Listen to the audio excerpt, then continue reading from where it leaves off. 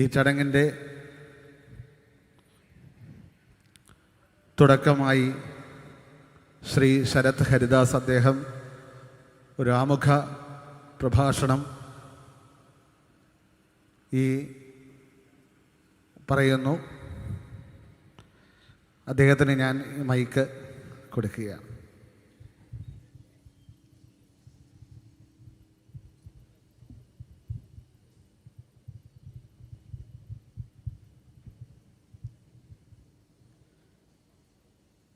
നാരായണാഖിലഗുരോ ഭഗവൻ നമസ്തേ. ഗുരുവായൂരപ്പ, വള്ളിയൂരേശ്വര, ബദരീശ്വര, സർവേശ്വര, എല്ലാവർക്കും നമസ്കാരം. വളരെ ചുരുങ്ങിയ വാക്കുകളിൽ ഏതാനും കാര്യങ്ങൾ പറയാം. അധിക സമയം എടുക്കില്ല. എൻ്റെ ദൗത്യം എന്ന് പറഞ്ഞാൽ ഒരാമുഖം പറയുക, സായി ദീപക് സാറെ നിങ്ങൾക്ക് പരിചയപ്പെടുത്തുക, നമ്മളെ മള്ളിയൂരിനെ സായി ദീപക് സാറിന് പരിചയപ്പെടുത്തുക. ഇതാണ് എൻ്റെ ദൗത്യം. സദസ്സിലിരിക്കുന്ന എൻ്റെ ഭാഗവത ഗുരുനാഥൻ മള്ളിയൂർ പരമേശ്വരൻ നമ്പൂതിരിക്കും സായി ദീപക് സാറിനും ആയാങ്കുടി മണി സാറിനും എൻ്റെ നമസ്കാരം. ബഹുമാന്യനായ ബദരി പീഠത്തിൻ്റെ അധിപതി റാവൽജി ഈശ്വരപ്രസാദ് നമ്പൂതിരി, അദ്ദേഹം വൈകാതെ എത്തിച്ചേരും.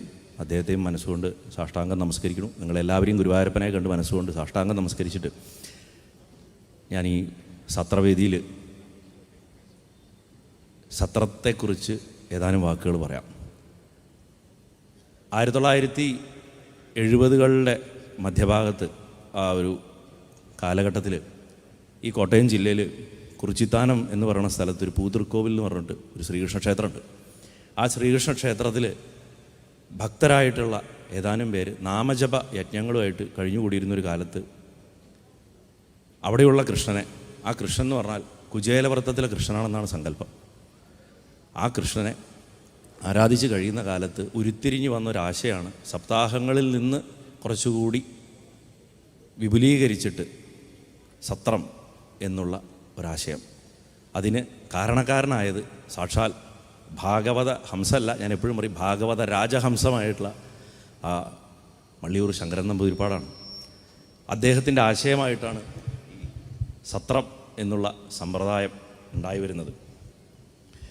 അങ്ങനെ 1983 ഓഗസ്റ്റ് മാസം ഏകദേശം 23 തൊട്ട് 26 വരെയുള്ള ദിവസങ്ങളിലായിട്ട് ആദ്യത്തെ അഖില ഭാരത മഹാഭാഗവത സത്രം നടക്കുകയുണ്ടായി.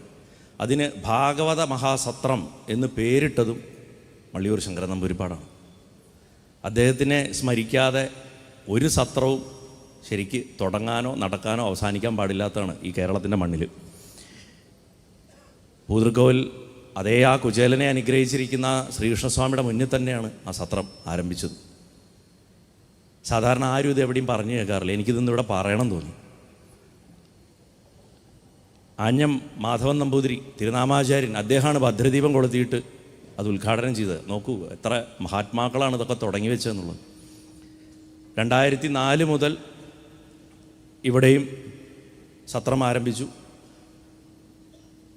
മള്ളിയൂർ തിരുമേനിയുടെ വൈകുണ്ഠാരോഹണത്തിന് ശേഷം അത് ഭാഗവതാമൃത സത്രം എന്ന പേരിൽ അറിയപ്പെടാൻ തുടങ്ങി. ഇത് 103ാമത്തെ ജന്മവർഷമാണ് അദ്ദേഹത്തിൻ്റെ. ഒരു മഹാത്മാവ് ഈ ഭൂമിയിൽ ഭൂജാതനായി ഇവിടെ ഒരടയാളം അവശേഷിപ്പിച്ച് കടന്നുപോയിട്ട് 103 വർഷം. അദ്ദേഹത്തിൻ്റെ ഏറ്റവും വലിയൊരു സ്വപ്നം എന്തായിരുന്നു എന്ന് വെച്ച് കഴിഞ്ഞാൽ, ഭാഗവതം വെറുതെ കേട്ടോണ്ടിരിക്കേണ്ട ഒരു കാര്യമല്ല. സപ്താഹങ്ങളിൽ പറയുന്ന ആൾക്ക് പ്രാധാന്യം, കേൾക്കുന്ന ആൾക്ക് കേൾക്കുക എന്നുള്ള പണിയേ ഉള്ളൂ. പക്ഷെ കേൾവി ഒരാളെങ്കിലും വേണം. ഭഗവാൻ ഉണ്ടാവും കേൾക്കാൻ, അത് വേറെ കാര്യം. എന്നാലും മനുഷ്യരായിട്ടൊരാൾ വേണമല്ലോ. അപ്പോൾ വക്താവിനും ശ്രോതാവിനും 2 ഡിഫറെൻ്റ് റോളുകളാണ്. പക്ഷെ സത്രത്തിൽ വക്താവിനെ പോലെ തന്നെ ശ്രോതാവിനും പ്രാധാന്യം വേണമെന്ന് ആഗ്രഹിച്ചാണ് അദ്ദേഹം. സത്രം എന്ന് പറഞ്ഞാൽ സാധാരണ വൈദിക യാഗങ്ങളിൽ 12 ദിവസമോ അതിൽ കൂടുന്നതുമായിട്ടുള്ള ഏതും സത്രമാണ്. അത് അതിരാത്രാദികൾ വരെ 9-10 ദിവസം അങ്ങനെ ചെയ്തിട്ട് പിന്നെ അവിടുന്ന് അങ്ങോട്ട് വാജപേയം, രാജസൂയം തുടങ്ങി 18 മാസമൊക്കെ നീണ്ടു നിൽക്കുന്ന രാജസൂയം, അങ്ങനെ 1 വർഷം നീണ്ടു നിൽക്കുന്ന അശ്വമേധമൊക്കെ, അതൊക്കെ ശരിക്കും സത്രങ്ങളിൽ പെട്ടാണ്. ഏകാഹീന സത്രങ്ങളെന്നാണ് നമ്മൾ യാഗങ്ങളെ പറയുക. അതേ ടേം എടുത്തിട്ടാണ്. നോക്കൂ, ഇതിന് പോലും ഒരു വേദപ്രമാണം അദ്ദേഹം കണ്ടെത്തി എന്നുള്ളതാണ് ഈ ഭാഗവത സത്രത്തിന് കൊടുത്തത്. ഇപ്പോൾ നൈമിഷാരണ്യത്തിലെ മഹാസത്രങ്ങളെക്കുറിച്ച് നമ്മൾ കേട്ടിട്ടുണ്ട്, ജനമേജയൻ്റെ സർപ്പസത്രത്തെക്കുറിച്ച് കേട്ടിട്ടുണ്ട്. ഇതൊക്കെ 12 ദിവസത്തിലധികം നിൽക്കുന്നതാണ്. അതേ പേരെടുത്തിട്ട് അദ്ദേഹം ഇവിടെയും കൊടുത്തത്. അപ്പം അദ്ദേഹത്തിൻ്റെ ആഗ്രഹം എന്തായിരുന്നു വെച്ച് കഴിഞ്ഞാൽ ശ്രോതാവിന് ചോദ്യങ്ങൾ ചോദിക്കാനും വക്താവിന് അതിന് ഉത്തരം പറയാനും സാധിക്കണം, ചർച്ചകൾ ഉണ്ടാവണം. എന്തുകൊണ്ടാണ് ചർച്ചകൾ ഉണ്ടാവണത്? ചെറിയ ഡിസ്റ്റർബൻസ് വന്നാൽ പോലും നമ്മുടെയൊക്കെ ശ്രദ്ധ മാറിപ്പോവും. ഒരാൾ വന്ന് അവിടെ ഒരു ചാക്ക് വെച്ചാൽ ഭഗവാനെന്ന് മനസ്സുപോയി, അത്രയേ ഉള്ളൂ നമ്മുടെ ശ്രദ്ധ. പക്ഷേ വക്താവും ശ്രോതാവും അന്യോന്യം സംവദിക്കുമ്പോൾ തീർച്ചയായിട്ടും അവിടെ യഥാർത്ഥ സത്സംഗം നടക്കും. എൻ്റെ ഉള്ളിലെ ഭഗവാനും നിങ്ങളുടെ ഉള്ളിലെ ഭഗവാനും ഒന്നായി തീരുന്നൊരവസ്ഥ. അതാണ് ശരിക്കും സത്രവേദിയുടെ സന്ദേശം.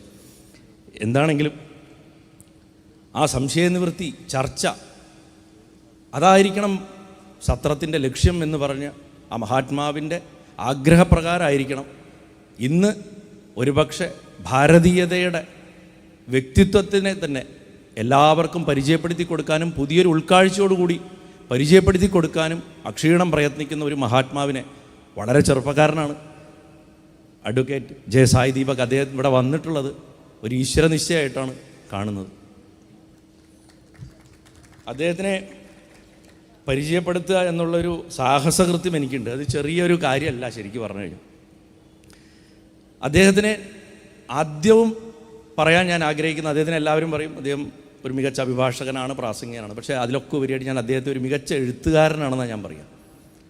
കാരണം അദ്ദേഹത്തിൻ്റെ വാക്കുകളിൽ നമ്മൾ ഋഗ്വേദത്തിൻ്റെ 1-ാമത്തെ മന്ത്രം ഉറച്ചു ചെല്ലുമ്പോൾ അഗ്നിമീളെ പുരോഹിതം യജ്ഞസ്യദേവ മൃത്യുജം ഹോതാരം രത്നധാതമെന്ന് വൃത്തിയായിട്ട് സ്വരത്തി ചെല്ലിയ ഒരു പവർ ഒരു ഉള്ളിൽ, അർത്ഥം അറിഞ്ഞില്ലെങ്കിലും അതുപോലെ എന്തോ ഒരു മാന്ത്രിക ശക്തി അദ്ദേഹത്തിൻ്റെ എഴുത്തിലുണ്ട്.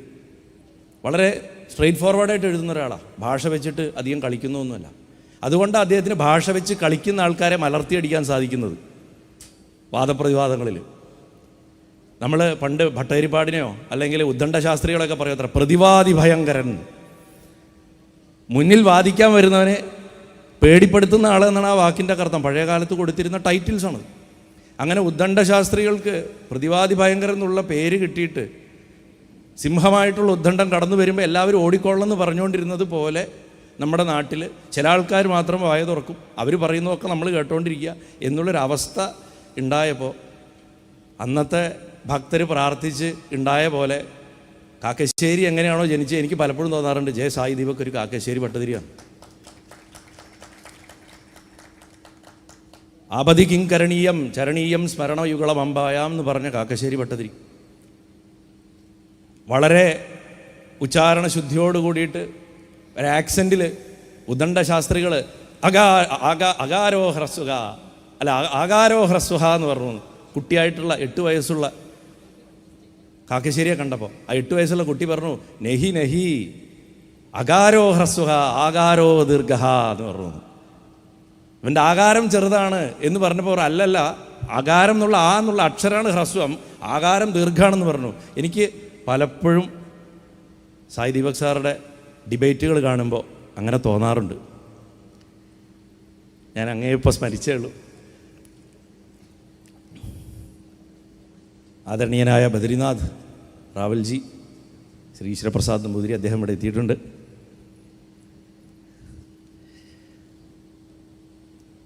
സായി ദീപക് സാറ് അടിസ്ഥാനപരമായിട്ടൊരു എൻജിനീയറാണ്. ഇന്ന് അദ്ദേഹം അറിയപ്പെടുന്നത് ഒരു എഴുത്തുകാരൻ, പ്രഭാഷകൻ, സുപ്രീം കോടതിയിലെ സമുന്നതനായിട്ടുള്ളൊരു അഭിഭാഷകൻ എന്നുള്ള നിലയ്ക്കൊക്കെ ആണെങ്കിലും അദ്ദേഹത്തിൻ്റെ ആ എൻജിനീയറിംഗ് ബാക്ക്ഗ്രൗണ്ട്, അദ്ദേഹത്തിൻ്റെ ആ സയൻസ് ഒരു സ്റ്റുഡൻ്റ് ആയിരുന്നതിൻ്റെ ബാക്ക്ഗ്രൗണ്ട് അദ്ദേഹത്തിൻ്റെ സ്ട്രക്ചേർഡ് ആയിട്ടുള്ള തിങ്കിങ്ങിൽ വൃത്തിയായിട്ട് നമുക്ക് കാണാൻ സാധിക്കും. വാസ്തവത്തിൽ അദ്ദേഹത്തിൻ്റെ പുസ്തകങ്ങൾ മലയാളത്തിലേക്ക് എത്രയും പെട്ടെന്ന് പരിഭാഷപ്പെടുത്തേണ്ടതാണ്. എന്ത് നല്ലത് സഹ്യൻ്റെ പർവ്വതത്തിൻ്റെ അപ്പുറത്ത് നടന്നാലും ഇങ്ങോട്ട് എത്താത്ത വിധം ബ്ലോക്ക് ചെയ്ത് വെച്ചിട്ടുള്ളൊരു സിസ്റ്റം നമുക്കിവിടെ ഉണ്ട്. ആ സിസ്റ്റം തകർന്നു വരണമെന്നുണ്ടെങ്കിൽ ഇവരെ പോലുള്ളവർ ഇവിടെ വരണം. ഇവരൊക്കെ എഴുതുന്നതും പറയുന്നതും ഇവിടെ സാധാരണ ജനങ്ങളിലേക്ക് എത്തണം. അതിൻ്റെ ഒരു എഫർട്ട് എടുക്കാൻ വേണ്ടിയിട്ട് മാത്രമാണ് ഈ 10 മിനിറ്റിൻ്റെ ഈ സാഹസത്തിലേക്ക് ഞാൻ തലവെച്ചു കൊടുത്തത്. അത് എത്തിക്കുക എന്നുള്ള. കാരണം നിങ്ങളെല്ലാവരും ഇന്ന് ഈ ലൈവ് കേൾക്കുന്നവരും ഒക്കെ അദ്ദേഹത്തിൻ്റെ പ്രഭാഷണങ്ങൾ തീർച്ചയായിട്ടും കേൾക്കണം. അദ്ദേഹം ഭാരതീയ ഭരണഘടനയായിട്ട് ബന്ധപ്പെട്ട നിയമത്തിൻ്റെ കോൺസ്റ്റിറ്റ്യൂഷൻ ലോ, അതേമാതിരി ബൗദ്ധിക സ്വത്തവകാശം, പ്രത്യേകിച്ച് സാങ്കേതിക വിദ്യ, ടെക്നോളജിയായിട്ട് ബന്ധപ്പെട്ട സാങ്കേതിക വിദ്യയായിട്ട് ബന്ധപ്പെട്ടുള്ള ബൗദ്ധിക സ്വത്തവകാശം, ഇൻ്റലക്ച്വൽ പ്രോപ്പർട്ടി എന്ന് പറയും. നമ്മുടെ നാട്ടിൽ എന്തും ഒരാൾ എഴുതിയതിനെ അടിച്ചു മാറ്റി കൊണ്ടുപോകുക എന്നുള്ളൊരു രീതിയാണ് ഉള്ളത്. അപ്പോൾ അതിനെയൊക്കെ തടസ്സം നിർത്തി ആ യഥാർത്ഥ അവകാശിക്ക് കൊടുക്കുക എന്നുള്ളതാണ് ഇതിൻ്റെയൊക്കെ ഒരു അടിസ്ഥാനം. ആ നിയമങ്ങളുടെയും IPR എന്ന് പറയും. അതേപോലെ തന്നെ നിയമത്തിൻ്റെ ചരിത്രത്തിൻ്റെയും ഒരു വിദഗ്ധനാണ്. അദ്ദേഹത്തിനെ സംബന്ധിച്ചിടത്തോളം അദ്ദേഹം അനവധി ഹൈ പ്രൊഫൈൽ കേസുകൾ ഹാൻഡിൽ ചെയ്യുന്ന ഒരാളാണ് സുപ്രീം കോടതിയിൽ. അദ്ദേഹത്തിൻ്റെ കരിയറിൽ അദ്ദേഹം ഭാരതീയമായിട്ടുള്ള മൂല്യങ്ങളെ സംരക്ഷിക്കുന്നതിന് വേണ്ടിയിട്ടും ഭാരതീയ പൈതൃകത്തിനെ സംരക്ഷിക്കുന്നതിന് വേണ്ടിയിട്ടും നമ്മുടെ ക്ഷേത്രങ്ങളുമായി സംബന്ധിച്ചിട്ടുള്ള അവകാശങ്ങളെ സംരക്ഷിക്കുന്നതിന് വേണ്ടിയിട്ടും വളരെ പ്രധാനപ്പെട്ടൊരു പോയിൻ്റാണ്. അതേപോലെ തന്നെ പോളിസികൾ, സർക്കാർ ഉണ്ടാക്കുന്ന പോളിസികളുടെ ധർമ്മവിരുദ്ധമായിട്ട് വരുന്ന കാര്യങ്ങൾക്കെതിരെ നിയമപരമായിട്ട് തന്നെ അതിനെ പൊതുവേദിയിൽ ചർച്ച ചെയ്യുകയും നിയമപരമായിട്ട് അതിന് വേണ്ട സകല സഹായവും ചെയ്യുന്ന, ഗ്രൗണ്ടിലും അകത്തും ഒരേപോലെ പ്രവർത്തിക്കുന്നൊരു വ്യക്തിയാണ്. മാത്രമല്ല അദ്ദേഹം ഇതേവരെ ഉണ്ടായിട്ടുള്ള പല വളരെ പ്രധാനപ്പെട്ട ക്രിട്ടിക്കലായിട്ടുള്ള പല ഇഷ്യൂസിലും അദ്ദേഹം തൻ്റെ ഇടപെടലുകൾ നിയമപരമായിട്ട് തന്നെ അദ്ദേഹം നടത്തിയിട്ടുണ്ട്. മാത്രമല്ല ഒരു നിയമജ്ഞൻ എന്നുള്ളതിലുപരി നിയമം പഠിച്ചുകൊണ്ട് മാത്രമല്ല അത് ജനങ്ങളിലേക്ക് സരളമായ ഭാഷയിൽ എത്തിച്ചു കൊടുക്കാനുള്ള അദ്ദേഹത്തിൻ്റെ ശ്രമം വളരെ ശ്ലാഘനീയമാണ്. അദ്ദേഹം അതിനെ പൊതു ചർച്ചകളിൽ കൊണ്ടുവരുന്നു. അദ്ദേഹം കുട്ടികളുമായിട്ട് സംവദിക്കുന്നു. അക്കാഡമിക് ഇൻസ്റ്റിറ്റ്യൂഷൻസിൽ നമ്മളെപ്പോലെ ധർമ്മത്തെ അന്വേഷിക്കുന്നവർക്ക്, അറിയാൻ താല്പര്യമുള്ളവർക്ക് വേണ്ടി ഇത്തരം വേദികളിലും അദ്ദേഹം വരുന്നു.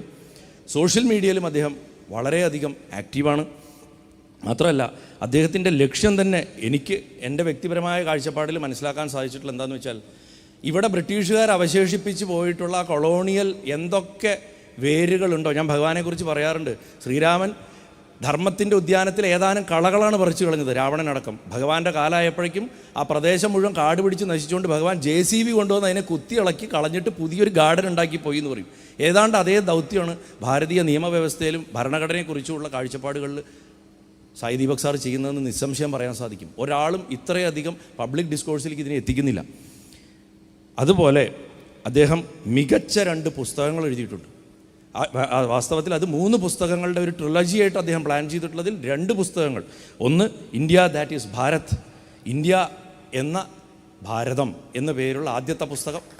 അതെല്ലാവർക്കും അറിയാം. അതിനെ India that is Bharat, coloniality, civilisation and constitution. ഇത് വാസ്തവത്തിൽ ഭാരതീയമായിട്ടുള്ള നമ്മുടെ സംസ്കാരത്തിലേക്ക്, ഇന്ന് നമ്മൾ അനുവർത്തിക്കുന്ന സംസ്കാരത്തിലും നമ്മുടെ നിയമവ്യവസ്ഥയിലും കൊളോണിയൽ ചിന്താഗതികളും അതിൻ്റെ സ്വാധീനങ്ങളും എത്രമാത്രം ഉണ്ടെന്ന് വിശദമായിട്ട് ചർച്ച ചെയ്യുകയും അതിനെ കൃത്യമായിട്ടുള്ള തൻ്റെ കാഴ്ചപ്പാടുകൾ കൊടുക്കുകയും ചെയ്തിട്ടുള്ള ഒരു പുസ്തകമാണ്. അദ്ദേഹത്തിൻ്റെ ലക്ഷ്യം തന്നെ ഭാരതത്തിനെ പൊളിറ്റിക്കലി ഡീകോളനൈസ് ചെയ്തു 1947. പക്ഷേ നമ്മുടെ നിയമവ്യവസ്ഥയും ഭരണഘടനയും ഒന്നും ഡീകോളനൈസ് ചെയ്യപ്പെട്ടിട്ടില്ല. അത് അദ്ദേഹത്തിൻ്റെ പുസ്തകങ്ങൾ വായിച്ചാൽ മനസ്സിലാവും അതിലേക്കുള്ള ആദ്യത്തെ ചുവടുവെപ്പാണെന്ന്. ശരിക്കും പറഞ്ഞാൽ ഒരു 2ാം ഭരണഘടനാ നിർമ്മാതാവായി മാറേണ്ട ആളാണ്. 2ാമത്തെ പുസ്തകം ഭാരത് ദാറ്റ് ഈസ് ഇന്ത്യ, ഭാരതം എന്ന ഇന്ത്യ എന്ന് പറയുന്ന പുസ്തകം. ഇന്ന് ഭാരതവും ഇന്ത്യയും തമ്മിലാണല്ലോ അടി മുഴുവൻ നടക്കുന്നത്. അപ്പോൾ അതിന് the problematics of unification and the calculus of accommodation എന്നാണ് അതിൻ്റെ പേര്, ആ പുസ്തകത്തിൻ്റെ. അത് ഈ മുന്നേ ഉള്ള പുസ്തകത്തിൻ്റെ ഒരു തുടർച്ചയാണ്. അതിൽ അദ്ദേഹം ഈ ഫർദറായിട്ട് അദ്ദേഹത്തിൻ്റെ കൂടുതൽ വ്യക്തതയുള്ള കാഴ്ചപ്പാടുകൾ, പുതിയ രീതിയിലുള്ള അദ്ദേഹത്തിൻ്റെ നിഗമനങ്ങൾ അദ്ദേഹം ഭാരതീയ നിയമവ്യവസ്ഥയും ഭരണഘടനയും കുറിച്ച് പറഞ്ഞിട്ടുണ്ട്. മാത്രമല്ല ഇന്ത്യയെ പോലെ ഇത്രയും വൈവിധ്യമാർന്ന ഒരു രാജ്യത്ത് ഒരു സിംഗിളായിട്ടുള്ള ഒറ്റയ്ക്കുള്ളൊരു നിയമവ്യവസ്ഥ കൊണ്ടുവരുന്നതിൻ്റെ ചലഞ്ചസ്, അതിൻ്റെ വെല്ലുവിളികളെക്കുറിച്ച് വിസ്തരിച്ചിട്ട് തന്നെ ചർച്ച ചെയ്തിട്ടുള്ള ഒരാളാണ് അദ്ദേഹം. അദ്ദേഹം ഞാൻ നേരത്തെ പറഞ്ഞ മാതിരി സോഷ്യൽ മീഡിയയിലും വളരെ ആക്റ്റീവാണ്. ഇങ്ങനെയുള്ള ഒരു വ്യക്തിത്വം അത് ചെറുപ്പക്കാരനായിട്ടൊരാളായി കാണുമ്പോൾ അത് ചെറുപ്പക്കാർക്ക് ആവേശമാണ്. താൻ പറയുന്ന വാക്കുകൾ പ്രവർത്തിച്ച് ജീവിച്ച് കാണിക്കുക എന്നുള്ളതാണ് ഏതൊരു മഹാത്മാവും ലീഡർഷിപ്പിന് ആദ്യം ചെയ്യേണ്ടത്. അദ്ദേഹം വേദിയിൽ വന്ന് പ്രസംഗിക്കുന്നതിനേക്കാളിലൊക്കെ എത്രയോ പ്രധാനമാണ്. അത് അദ്ദേഹം ജീവിച്ച് കാണിച്ചിട്ടുണ്ട്. ഞാൻ വെറുതെ അല്ല പറഞ്ഞത് കാക്കശ്ശേരി ഭട്ടതിരിയാണെന്ന് ഞാൻ പറഞ്ഞിട്ടില്ല. അതുകൊണ്ട് അദ്ദേഹത്തിന് വേണ്ടി നമുക്ക് പ്രാർത്ഥിക്കണം. അദ്ദേഹത്തിന് വേണ്ടി നമ്മൾ പ്രാർത്ഥിക്കണം എല്ലാവരും. തീർച്ചയായിട്ടും അദ്ദേഹം ഇവിടെ വന്ന് ഇരിക്കുമ്പോൾ തന്നെ ആ ബദരീശ്വരൻ്റെ സിംഹാസനത്തിൽ അദ്ദേഹത്തിൻ്റെ തൃപാദങ്ങളിലിരുന്ന് അദ്ദേഹത്തെ പൂജ കഴിക്കാൻ നിയുക്തനായിട്ടുള്ള എനിക്ക് സ്വന്തം സഹോദരൻ തന്നെ പോയായിട്ടുള്ള എൻ്റെ പ്രിയപ്പെട്ട റാവൽജിയുടെ സാന്നിധ്യത്തിൽ അദ്ദേഹത്തിന് ഇവിടെ കാണുക, അതും മള്ളിയൂരിൽ കാണുക എന്ന് പറയുമ്പോൾ ഇതിൽ പരം ഒരു സന്തോഷം വേറെ ഇനി അറിയിക്കാനില്ല എന്ന് പറഞ്ഞ് അദ്ദേഹത്തെ പരിചയപ്പെടുത്തുക എന്നുള്ള എൻ്റെ ഈ എളിയ ദൗത്യം ഞാനിവിടെ പൂർത്തിയാക്കണു. അദ്ദേഹത്തിന് വേണ്ടി നമ്മളെ പരിചയപ്പെടുത്തേണ്ട ആവശ്യമുണ്ടോ അതോ അദ്ദേഹത്തിൻ്റെ പ്രഭാഷണത്തിൽ കടക്കാമോ എന്ന് ഞാൻ ചോദിക്കുകയാണ്. Do you want me to talk a little bit about Malliyoor to U?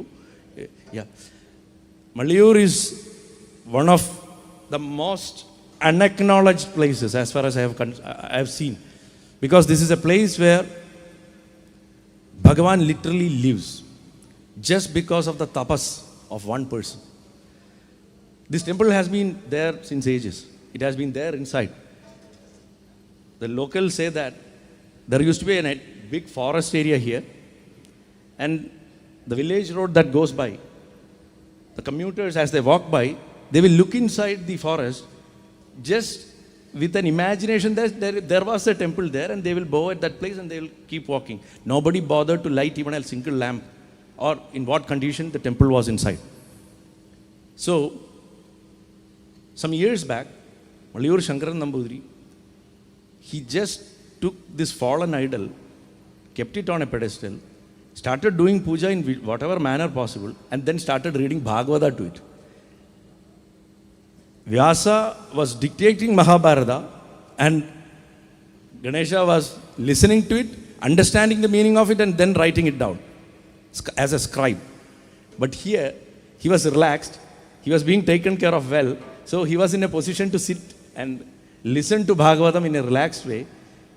And there is a Salagrama also there. So obviously, the Sankalpam became in such a manner that a small child, Krishna, is sitting on the lap of Ganapati here, and the temple shot up to fame. Maliyur Shankaran Nambudiri must have conducted at least well over 2,000 saptahams all over the place, and he was one of the greatest beacons of spiritual energy and still a guiding light. See, we say that, people become more powerful when they leave the body. When they leave the body, because they are not bound by the body anymore. So he has become an omnipresent force who is guiding us. And both his sons, they have been taking it forward in a very simple but stern manner.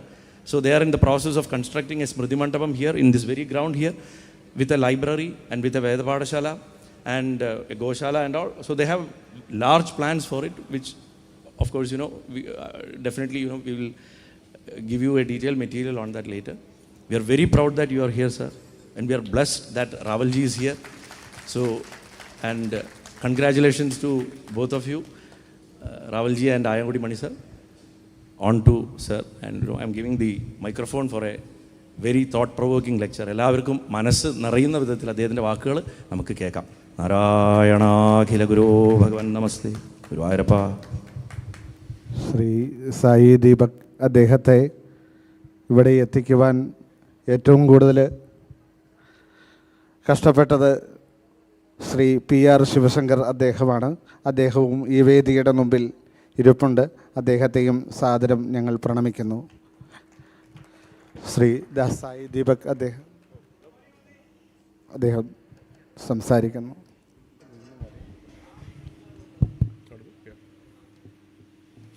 നമസ്കാരം.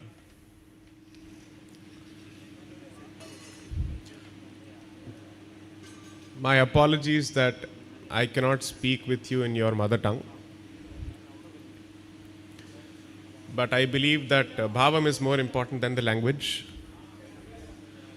So I will put faith in the fact that my emotion will reach out to you, whether or not the language touches you.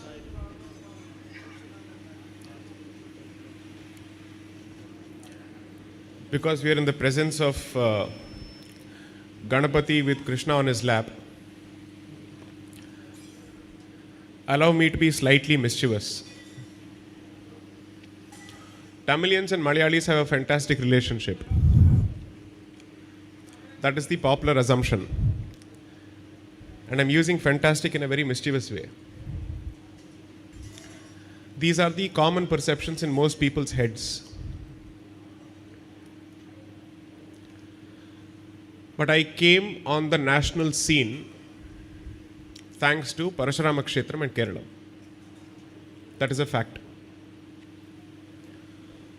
Until 2016, I was primarily a commercial litigator. I was known for my subject. I was also practicing constitutional law.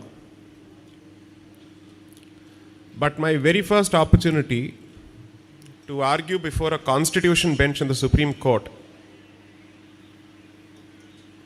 came on the 26th of July 2018 when I was 32 years old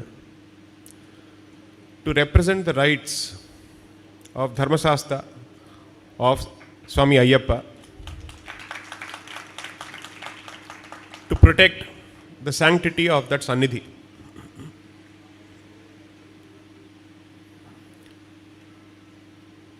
The second opportunity that came my way, again in a constitutional matter,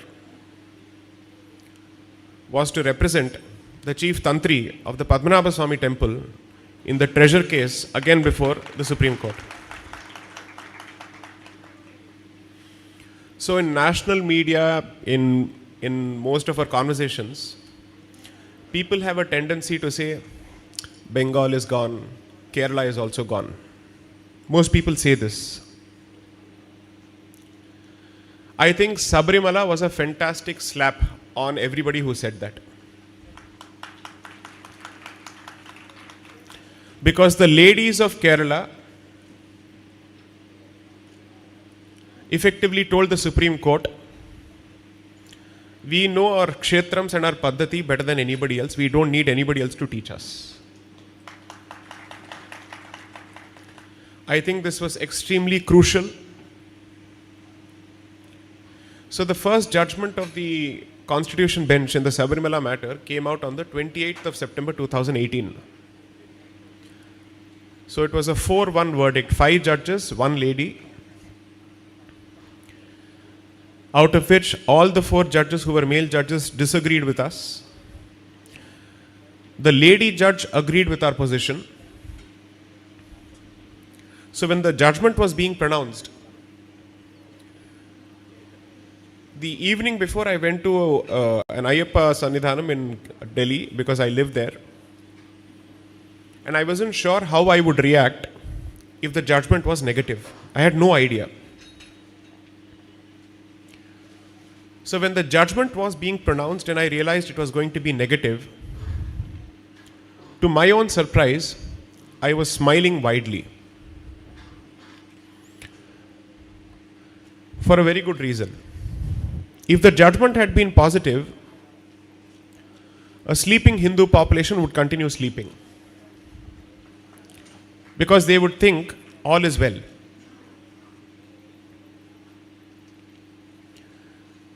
It is easy to convince people when they are angry,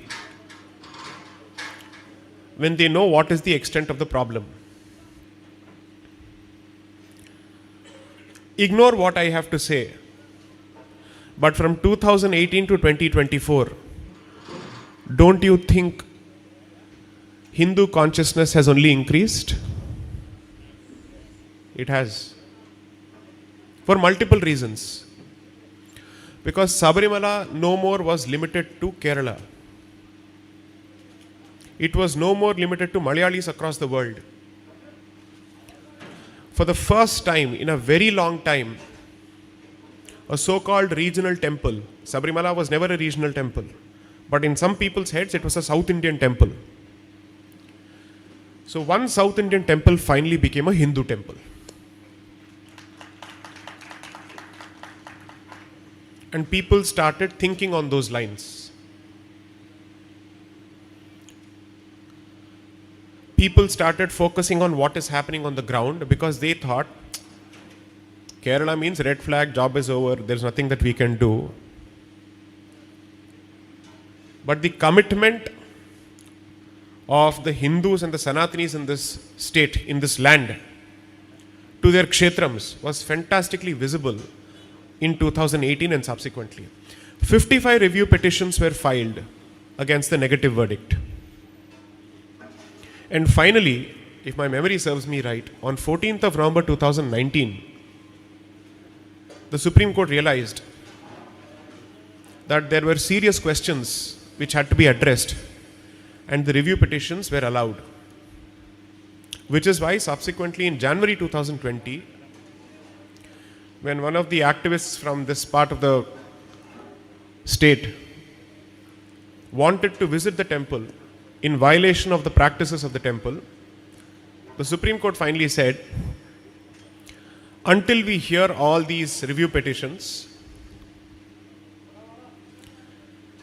the 1,000-year practice of Sabarimala temple will prevail over a 1-year-old judgment.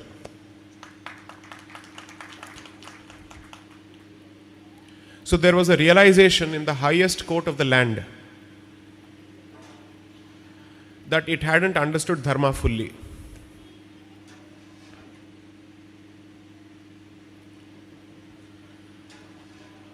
That was merely the beginning.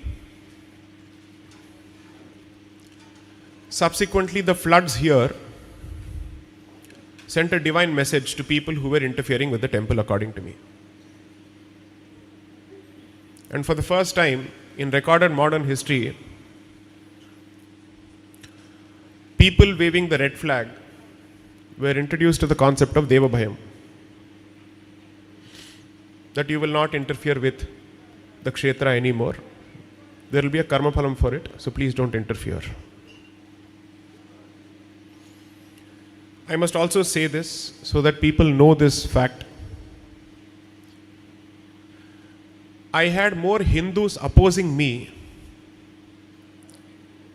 during my arguments, and I had Malayali Christians supporting me during my arguments. That is an unfortunate reality also. I had more Tamil Brahmin girls opposing me who were from my own community, whereas Malayali Christian girls, in fact, Anju George, who stood next to me, she was perfectly comfortable with my position. So while it certainly awakened the Hindu society, it also showed the problems within the Hindu society. It is very easy to blame everybody else for our problems. It requires more honesty to look into your own community.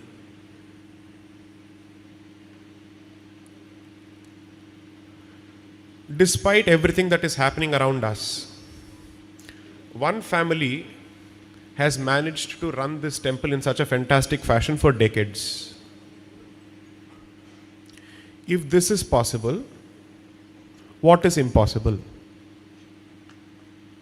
It's not as if they are living in a very peaceful surrounding. They have their own share of challenges. That has not stopped them from continuing with their tradition. The second and the third generation have gotten ready. And Devata's willing, it will continue.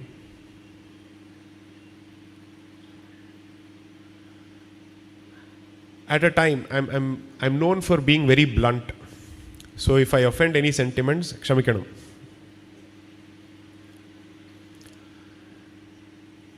At a time when the red flag has a problem with the Yajnapavitam, one person wearing the Yajnapavitam has managed to do all of this. It is not about Jati pride at all. It is about Sanatana pride, period. That is what people need to understand. Every kshetram strengthens the Hindu community spiritually, politically, culturally, and even at the family level. Because at the end of the day, when a family does not have the support of the community, the first thinking of the family is, how do I pass on my values to my children when they don't have people from the same community of their age group? You may not know the trouble when it comes to raising children in a different atmosphere. Ask American Hindus, they'll tell you what the problem is. Their first concern when they start having children and they start raising a family is, will I be the last person to have a connection with Bharat and Hinduism? Because they are never sure who the child is going to marry, what kind of values they will have. They have no idea. So I have a relative who was an atheist as long as he was in Bharat. Product of IITs, product of IIMs, all the traditional buddhi, just a bit vakram.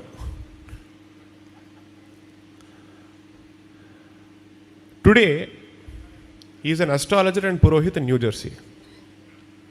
Because you realize the value of what you have only after you lose it. The value of living in a country where your kshetrams are there, where thousands of years of history is still alive, we don't realize it fully.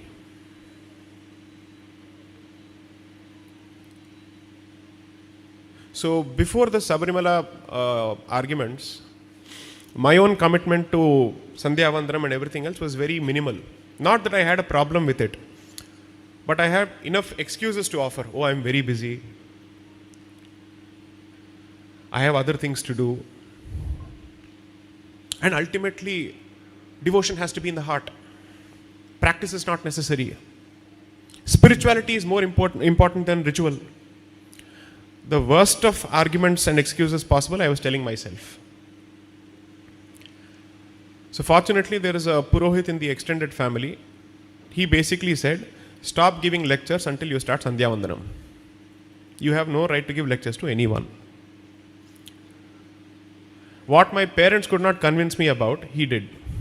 Because he clearly showed my own hypocrisy.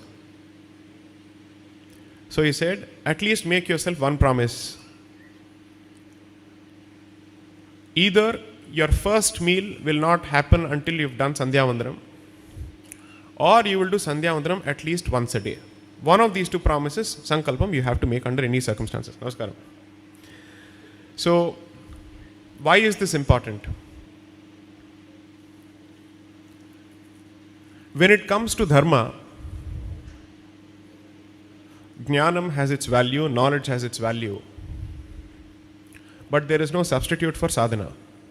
And there is no substitute for personal practice.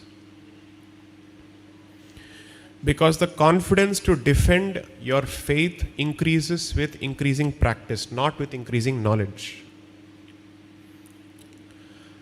So many Ayyappa Bhaktas who took the lathi charge at the temple were not jnanis, they were bhaktas.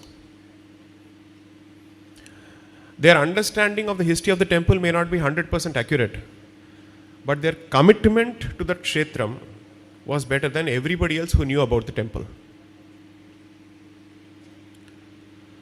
People like me, because we argued in the Supreme Court and because newspapers reported it, our faces are known. But the thousands of people whose families suffered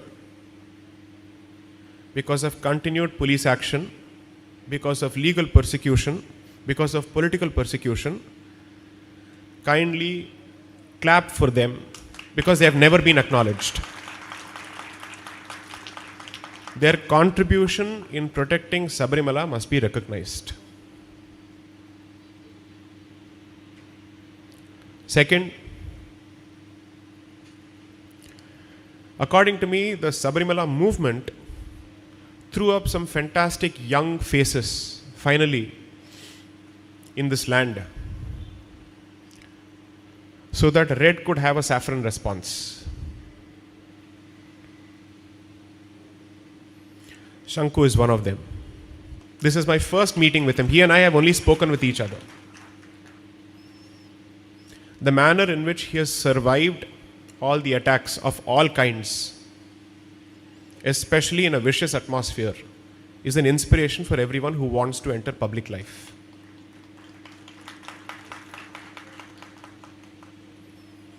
The second Yajnaopavitam that defended the tradition of this land belongs to the Travancore royal family.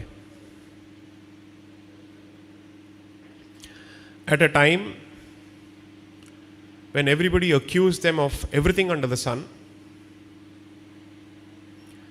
I have personally interacted with Tampurati Ashwati Tirunal on a regular basis during the arguments and even after that.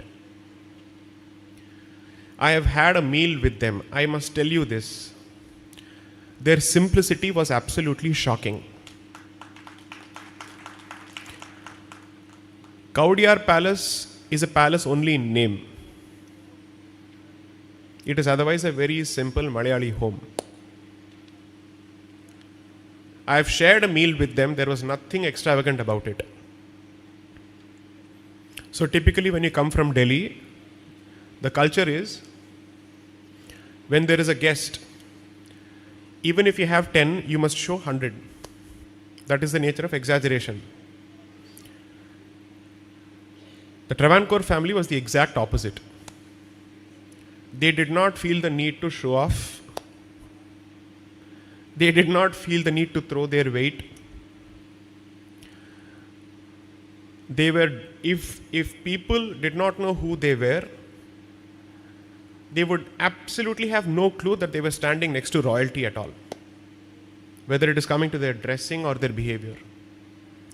I have interacted with the next generation and I've had coffee with them at Sarana Bhavan in Delhi, not any 5-star hotel. Dharma inculcates humility, not arrogance. That is the first lesson from their lives. If you want to be arrogant, if you want to have an ego about your community identity, not about your individual identity. The Hindu Vikruti is that it's the exact opposite. Personally egoistic, as a community 100% diffident, no confidence at all. This needs to change. I'm genuinely hoping that I'm being as simple in my communication as possible. The curse of a lawyer is that they are always complicated.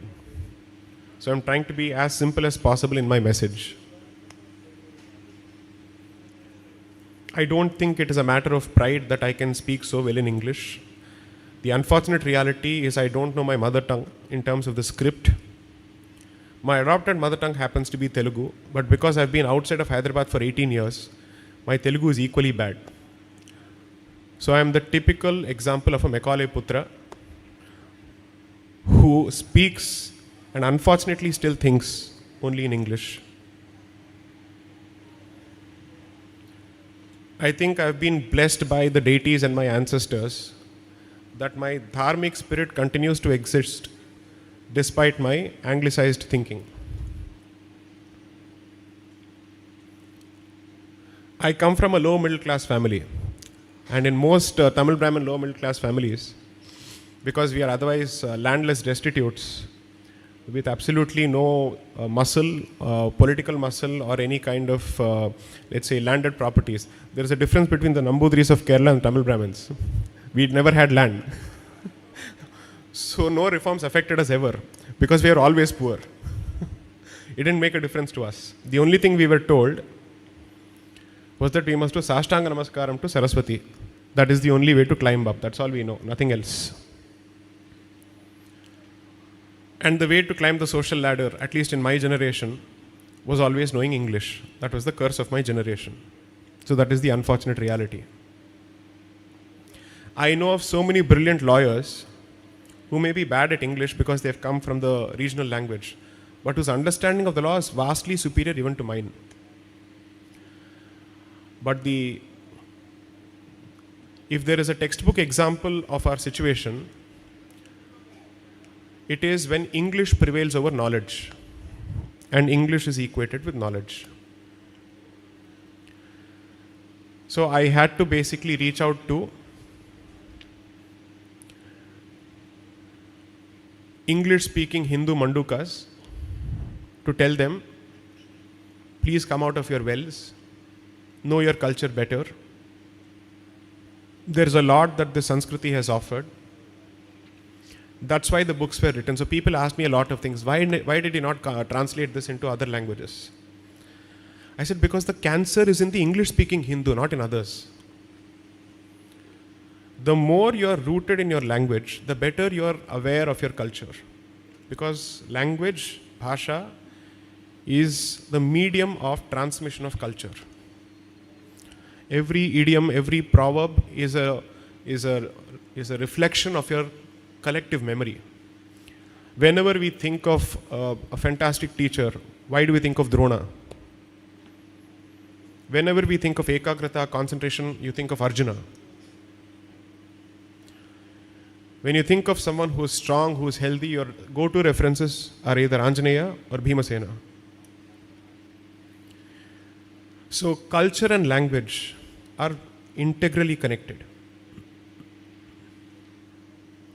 So that is one of the reasons I decided that my English-speaking circles are the most anglicized and de-Indianized section of the Indian society. The good news is, over the last 4 years, the first book was launched in 2021, the second book was launched in 2022. Despite my professional schedule, I undertook a book tour across the country to understand what is the impact. There have been instances where communist parents have Sanatani children who basically came and said, our parents are like this, what do we do? It's the reverse, imagine. It's not the parents talking about their children, it was the children talking about their parents. This happened in Bangalore. I've given this example before, so I said, Prahalada was born to Hiranyakasipu, what can you do? So it is your job to teach your parents. At some point, Murugan even taught his own father.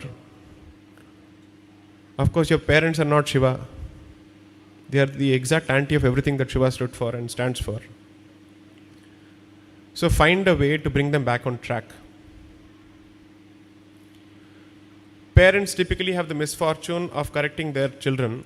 You have the good fortune of correcting your parents, so go ahead and do it. A lot of people who were believers in the cancer called Dravidian ideology from Tamil Nadu, people who were believers in this cancer called Periyarism, people who were believers in the pernicious cancer in the Indian body called communism, youngsters between the age group of 18 to 30, they would come to the book tour and they would say, initially we had a resistance to your point of view. But the more we heard you and people like you, we started looking at the problem better. And we have moved from the left to the center. A lot of people think that the lockdown period was bad for Bharat. 100% it had its own impact. Because it affected livelihoods, it affected people's ability to move around, we lost so many people. I don't deny any of that. But for the first time in a very long time, people were forced to sit at their homes. No new movies were being released. There was no other means of entertainment other than YouTube. So 2020 March onwards, people started consuming content on YouTube which brought them closer to their Sanskriti. That has actually happened. The lockdown period, according to me, was a period of transition for Bharat. Think of it. Typically, any of these epidemics are called Mahamari for a reason. According to me, Bhagavati did her job. And she said, you basically need a shock treatment, because if I let you continue down this path, you incorrigible Hindus will never wake up. So maybe I need to slap you once more. And that is what ultimately happened. The proof of that is the celebration of the Prana Pratishtha as a national festival. So the journey from 23rd of March 2020, when lockdown was imposed, to 22nd January 2024 is a case study in how we have changed, fortunately for the better. Before you think I'm speaking on behalf of any political organization, I'm not. I have no interest. Because I believe that every political organization is only interested in politics. At least that is true 90% of the time. I am more interested in the Hindu society waking up.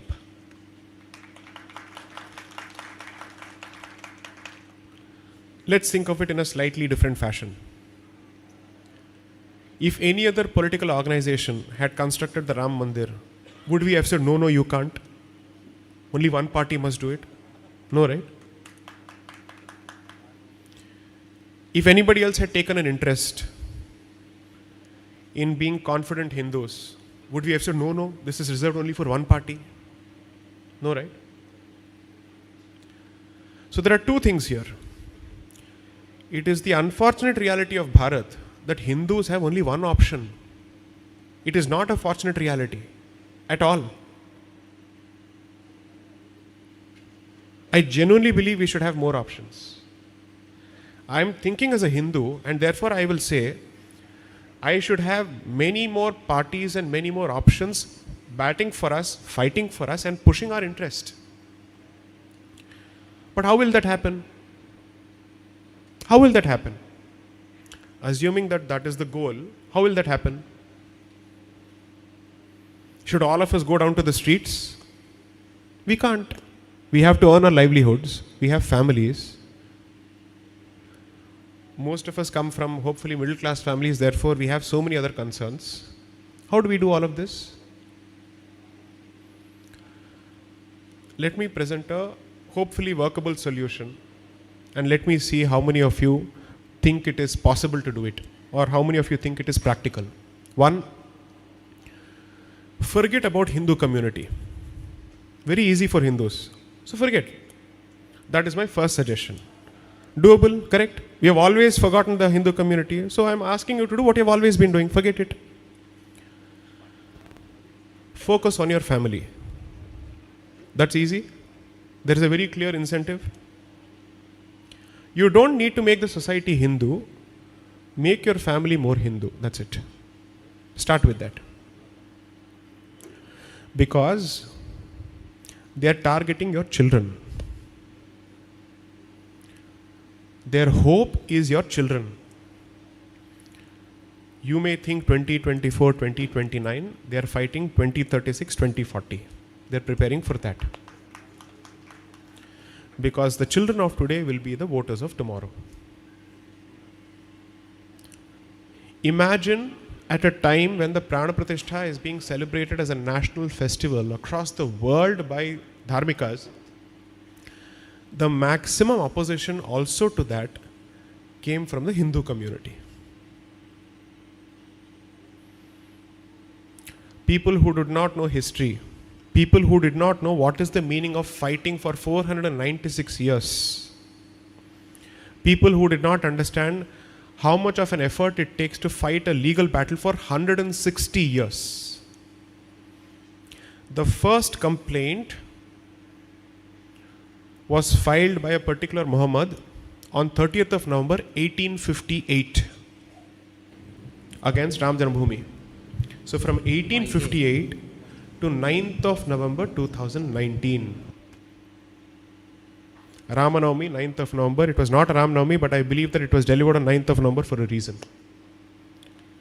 So from 30th November 1858 to 9th of November 2019, for one temple, you have had to fight for 160 years after winning in the first round and then having to prove yourself in the second round with archaeology supporting you, with history supporting you, with evidence fully supporting you. For one temple we had to do so much. Tell me this honestly, if Hindus had been even more united as a community, would it have taken us 160 years to get one temple back? One temple back. Just one temple. Temple dedicated to Maryada Purushottam Ram. One temple. And now we are fighting for Shiva, we are fighting for Krishna.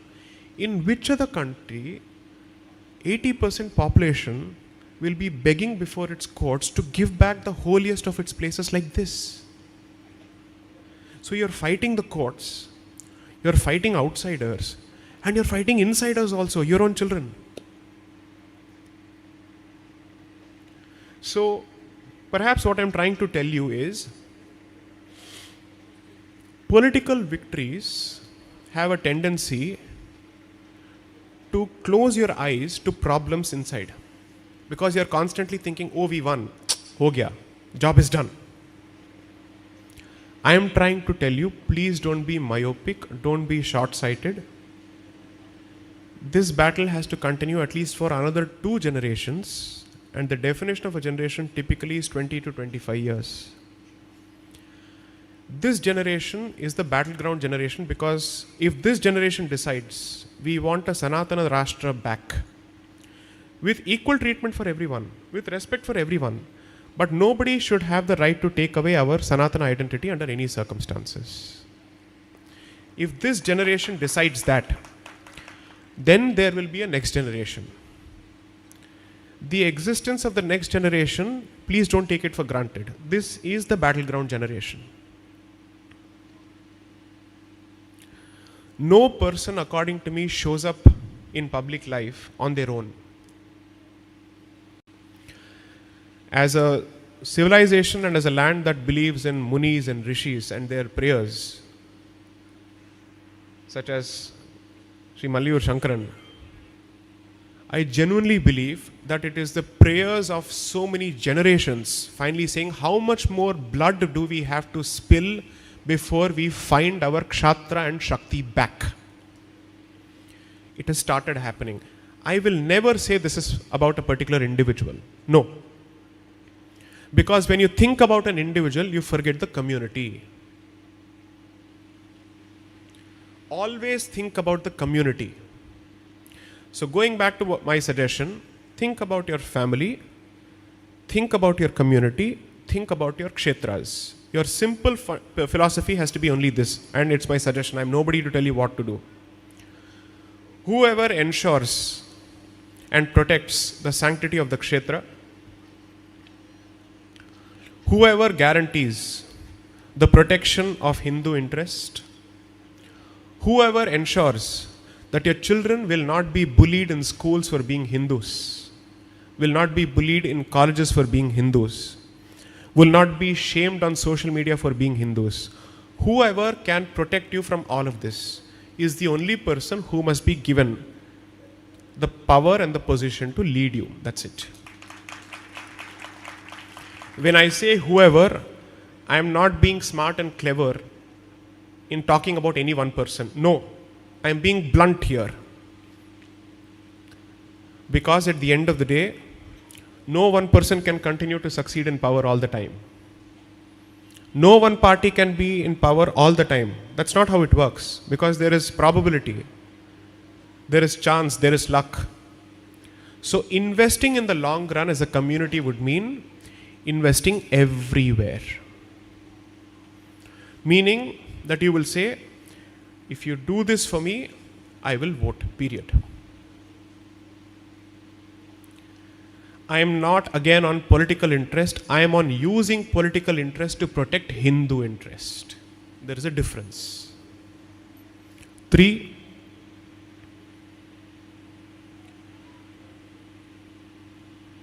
as Hindus, we may have a lot of difference of opinion within ourselves. It can be jati based, it can be whatever, language based, or whatever it may be. Learn to resolve your differences away from the media. Because when the media sees your differences, others will take advantage of it. It is not as if other communities don't have difference of opinion internally, but they are smart enough to never fight in public. That's all. You know how they resolve their differences? They use their places of prayer and their so-called gurus to resolve differences between communities. Our problem is that we have rejected their authority fully. Because Brahmin, oppressor, no, we can't listen to the fellow at all. Are all gurus only Brahmins? No. Not at all. Was Narayana Guru a Brahmin? I strongly believe in him. Because at the end of the day, he presented his point of view to unite people, not to divide them. Because he understood that dividing people in the name of jati will hand us on a platter, on a golden platter to others.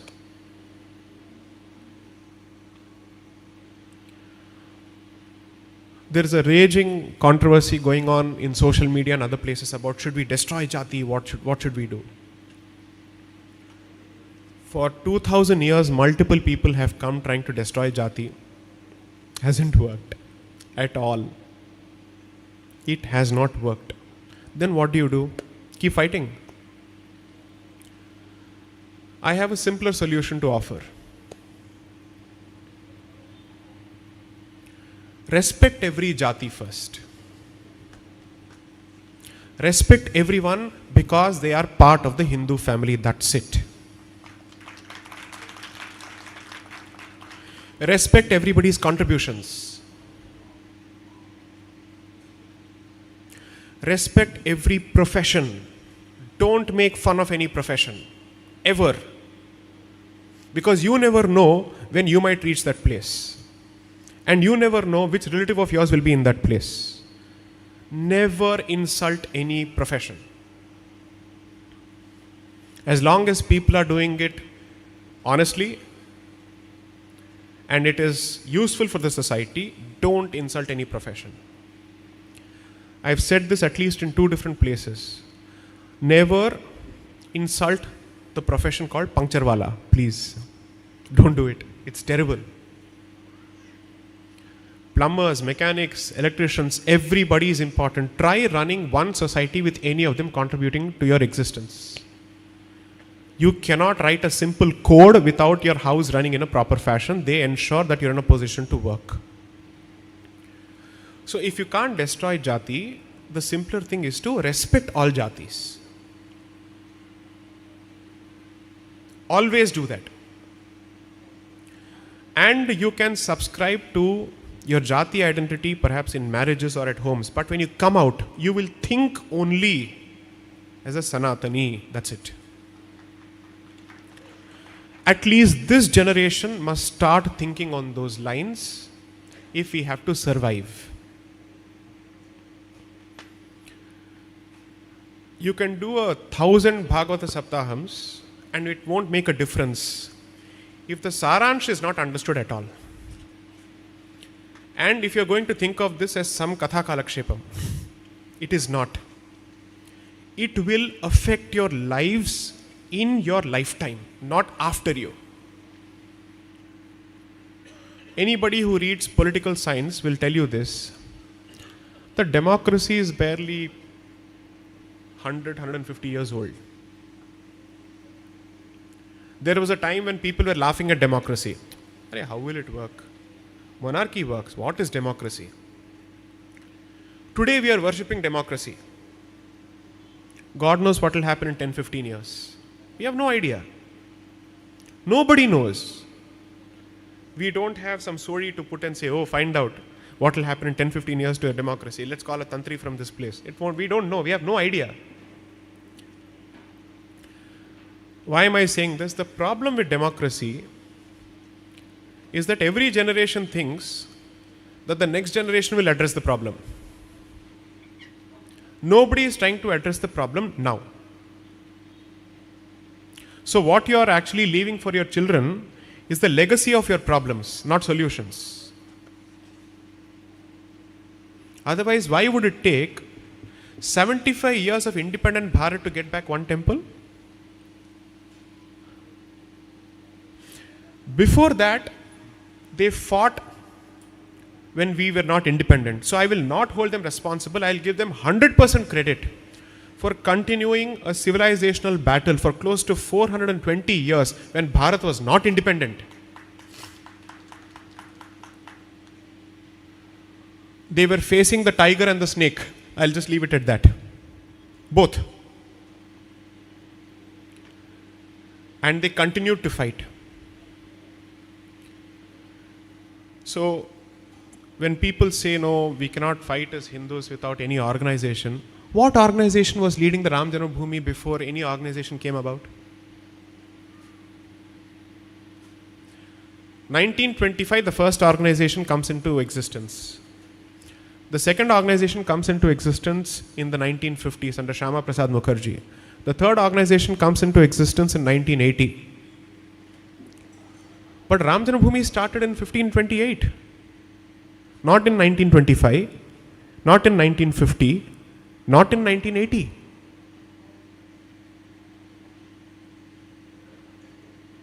They were guided by their faith in Rama, that's it, nobody else. So learn from your ancestors, because if you are still able to attend this lecture or go to a temple, the credit goes to your ancestors. This land has seen a lot of padayatams. I'll just leave it at that.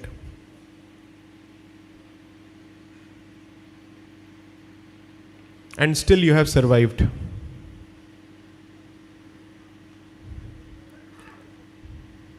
So, coming back to the solutions, family, kshetrams, community, jati inside home, community outside home.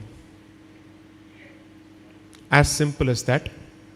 And if possible, whoever has the Shakti for it, Yatha Shakti, 10% of your revenue must go towards supporting the community, either orphans or education, or those communities for whom reservation has been given but who are not getting the benefits of reservation. In schools and colleges, a lot of times children ask me, how long will we have reservations? So I said, as long as there is a politician, reservation will continue. Because every politician knows that he cannot remove it. He will lose his votes. So what is the simpler way? Kshetrams must take responsibility for educating those communities who are not getting the benefit of education. You must give them the self-confidence that they can stand on their own. And there will obviously come a time when people will say, we don't need any crutches. It has happened in Tamil Nadu.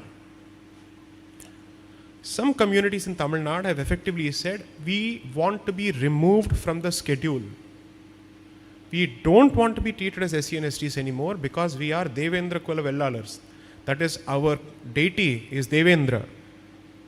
We are agriculturists. We own land. We have come to a point where we don't need reservations. So I am not giving you a hypothetical example. Tamil Nadu has among the highest percentage of reservations against the constitution. Constitution permits only 50%. Tamil Nadu has 69%. In a state which is asking for 69% reservation, one SC community has come out and said, we are not SCs. We don't want to be in that category anymore. Doesn't that mean that the answer is not in politics, but the answer is in society? Our institutions must find a way to support our people as much as possible. Support the kshetram, support the devata, but also support the community. So every kshetram must have at least 2 institutions associated with it. And I'm learning from the other person, a school and a hospital.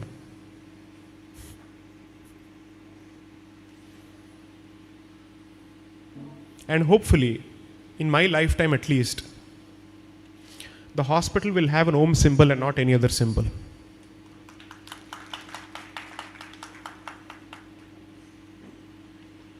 I'm hoping. I am not speaking against anybody else. I am speaking in the interest of my community, and I am presenting a positive picture to you as to what you must do. Nothing that I have said is against anybody, because it's easy to get claps by speaking against others. So I'm trying to tell you, all of this is possible. Name one thing that I have told you for which you need outside help. at least 2 children. You don't need outside help for that. Schools in your favor, protecting your temples, making sure that those who are protecting the Vedas are given the support of the community. Those who are protecting the cows are given the support of the community. All of this is capable or is possible from within. You don't need anybody else for this. We have tried all of the solutions by depending on the state fully. Has it worked? It hasn't worked. So I am asking for Atmanirbhar Hindu society. There can't be Atmanirbhar Bharat without the Hindus, who are 80% of the population, hopefully, we don't know, hoping that we are at least 80% still. In this state, we are not, I know that for a fact. The hope is that this will lead to a lasting change.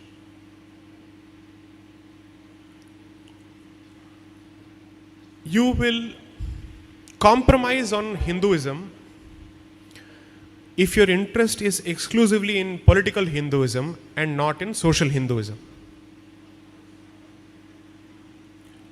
When you constantly focus on parties and not focus on the ground realities, you are missing the big picture. When you improve the situation for Hindus in your immediate neighborhood, the incentive to leave this place and go to Guelph will come down. People will stay. Because I know for a fact that Keralites and Malayalis in general love their lakes, love their water, love their mountains. They'll have to have bath at least thrice a day. So my friends in engineering were Malayalis only. And I was doing my engineering in Coimbatore, and Coimbatore sometimes has a water shortage issue. If Siruvani doesn't send enough water, then it doesn't have enough water. Even in those times, I would see them going to the washroom thrice to have a bath.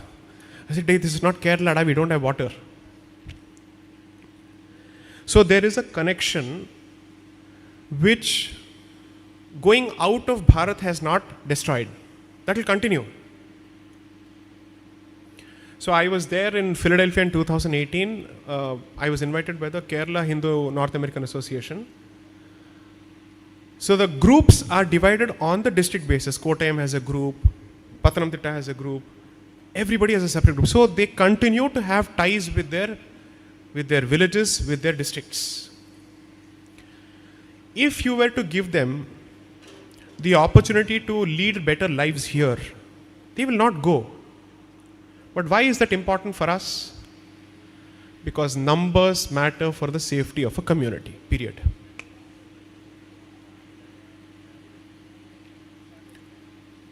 Those people, and I will leave it to your imagination,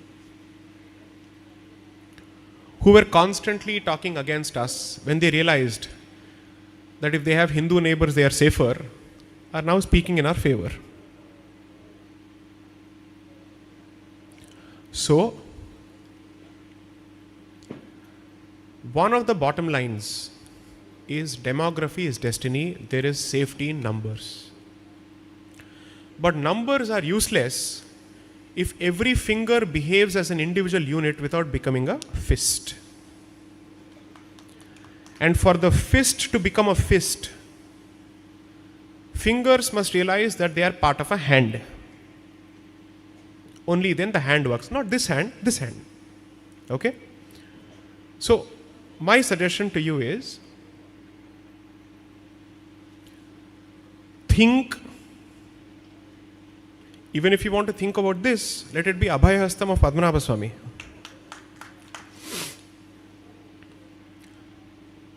All of this, find a way as a community to use your kshetrams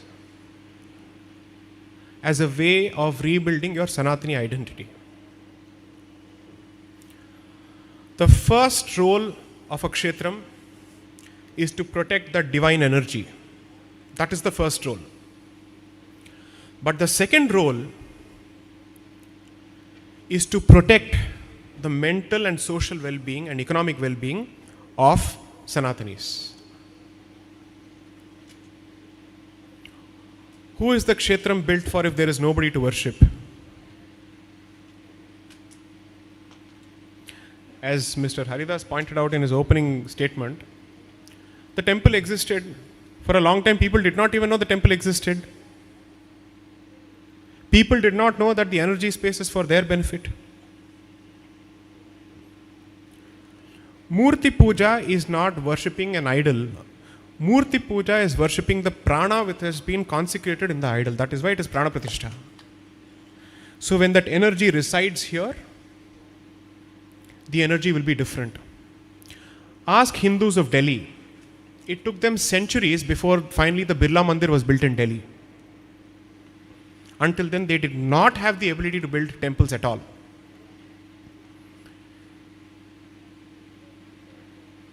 And the energy of Delhi is way more negative because there are not enough temples there. The energy of Kerala is still positive because your kshetrams are alive. So please don't underestimate the importance of your kshetrams. If a kshetram exists, one is the divine energy. Second, you're confidently saying, I exist, this is my place. Then community around it will come. The real estate will belong to the community. It has its own value. So in Tamil Nadu, what happens is the Dravidianist government will take away the land of the temple, which is all the endowed lands, all the adjoining lands, and say, I will give you money in return for land. We said money can never be compensation for land. The only compensation for land is land. Because then my people will have real estate. That is the value of real estate. We understand the value of real estate in our personal transactions. We ignore the value of real estate when it comes to Hindu transactions. So perhaps if we can think beyond us, every well-doing Hindu financially must hope to support at least 2 people who are not doing well. If we don't lift each other, there are people waiting to take us away. I cannot say this enough. If you have the ability to buy 10 cars, buy 9 cars, no problem. Use the money for the remaining car at least for somebody else. I know the kind of cars that go around in Tiruvalla. I've been there, I've had friends from there. So there is no paucity of subhiksham at all in this state. Money is coming from some place or the other. Find a way to ensure that it benefits your community. I'm not saying don't do anything for others. No. But because we are living in Kali Yugam, look out for your community first before doing anything else for anybody else. That's all I have to say. If you have any questions, feel free to ask.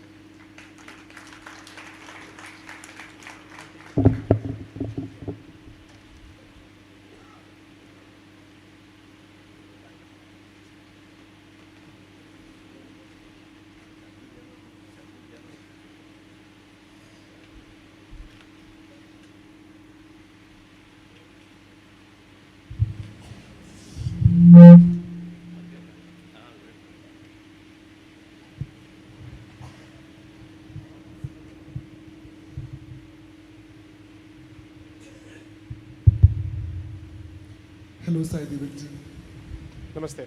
It is such a pleasure, such an honor meeting you here, and it was a pleasure listening to your very wise lecture. You mentioned something about a civilizational battle in your lecture. You said this is a battleground generation, and we are in the process of a centuries-old civilizational battle. And the contribution of this generation will decide what will be the future of this civilization. Correct. In terms of the recovery of temples that has been lost, these temples were not destroyed because they needed a place of worship. They were destroyed because these temples represented the pride of the community. Correct. And demolishing them and making another religious structure over them symbolized the victory, a mental victory over that community. Correct. So how is that this recovery of these lost temples becoming a very crucial point in this civilizational battle? Can you please elaborate on that point? So, last evening I was watching a video in relation to Kashi. Members of other community were asked, here is the proof. You can see it. You have always known it. Give it back peacefully. Don't make us fight in court for another 100 years. It will improve relations. His answer, according to me, was brilliant of the other side. So what? His only question was, so what? So what if it was your place? I have been worshipping there for 50 years at least, so it's my place. This is the mindset you're dealing with.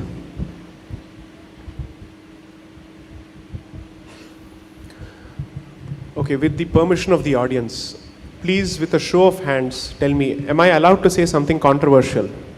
If you want me to, please raise your hands. Okay. Can I? Okay, fine. I'll keep it as soft as possible.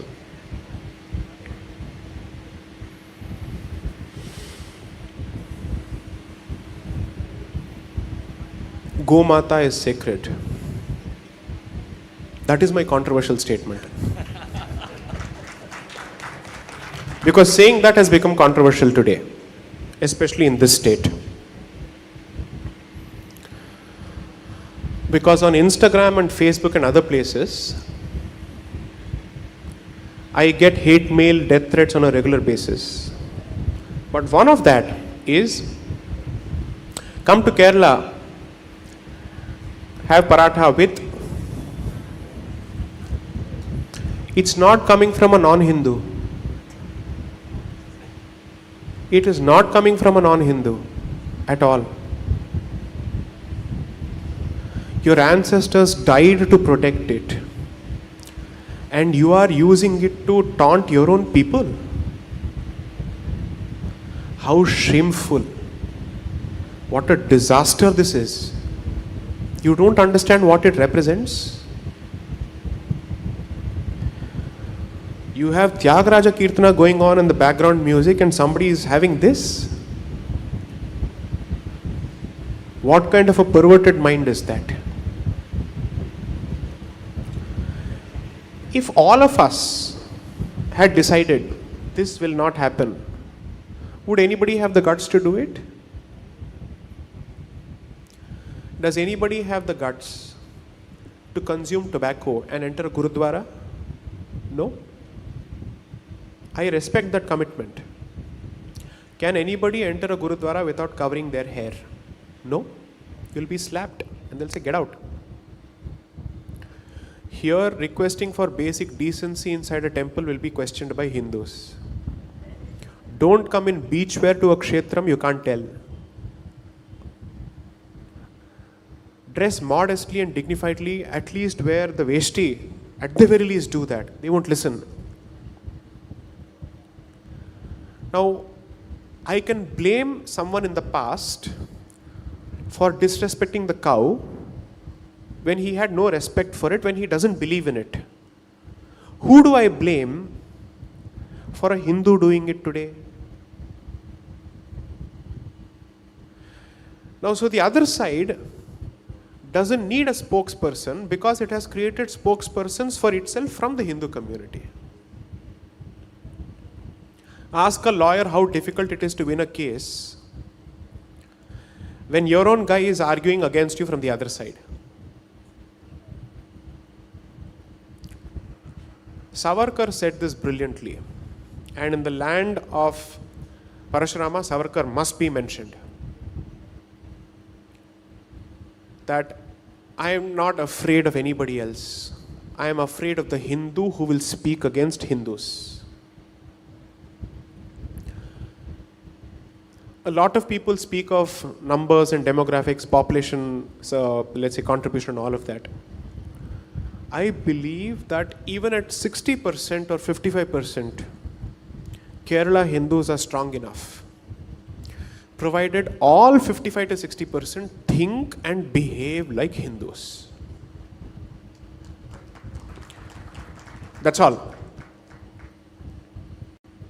You have survived the worst of periods 100 years ago. Exactly 100 years ago. You've seen worse. Today your position is not as bad as it was then because Kerala Hindus are not alone, first of all, anymore. There is a larger Hindu identity. Two, Hindus don't realize that you're not fighting for a place. You're fighting for all those energy kshetras which are meant to be kept alive. Because that is where lies your security. That is what will ultimately protect you. No Kshatriya in the history of this land has ever succeeded without a rishi or a guru supporting him. And without a devata. Which is why every princely family has a deity. Travancore family has Padmanabha Swami. Cochin family has Purnatrayisha. Mewad has Eklingji.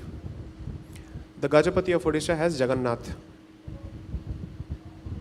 Kashi has a royal family who I represent in the Supreme Court for recovery of the Bindu Madhav Mandir in the same challenge to the Places of Worship Act. Bengal still has a lot of royal families.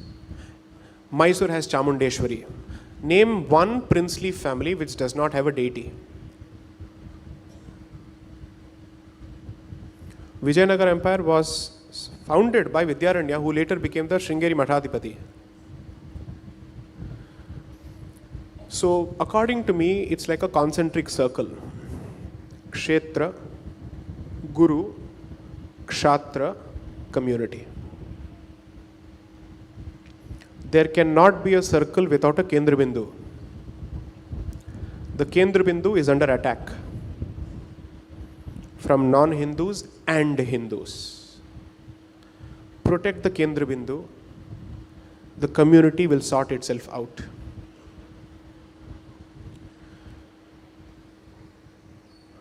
So in Tamil Nadu, when I was doing my engineering, until the age of 23, my Yajnapoivit Sanskar hadn't happened yet. Fortunately so, otherwise they'd have pulled it off. In Tamil Nadu, they'd wipe off your vibhuti, especially if they know that you're a Brahmin. They'll do it, 100% they'll do it. It's not safe to be a Brahmin in Tamil Nadu at all. When people say Tamil Brahmins are cowards, sorry, they are still Brahmins in Tamil Nadu. They are not. It takes a lot of courage to constantly live in that hostile atmosphere. Because these people can do engineering and go to California. Instead, they are sitting in Kumbakonam. They are not even getting women to marry from their own community because Brahmins are itself saying, I'd rather give my daughter in marriage to somebody sitting in California than someone who is doing Nitya Puja in Kumbakonam.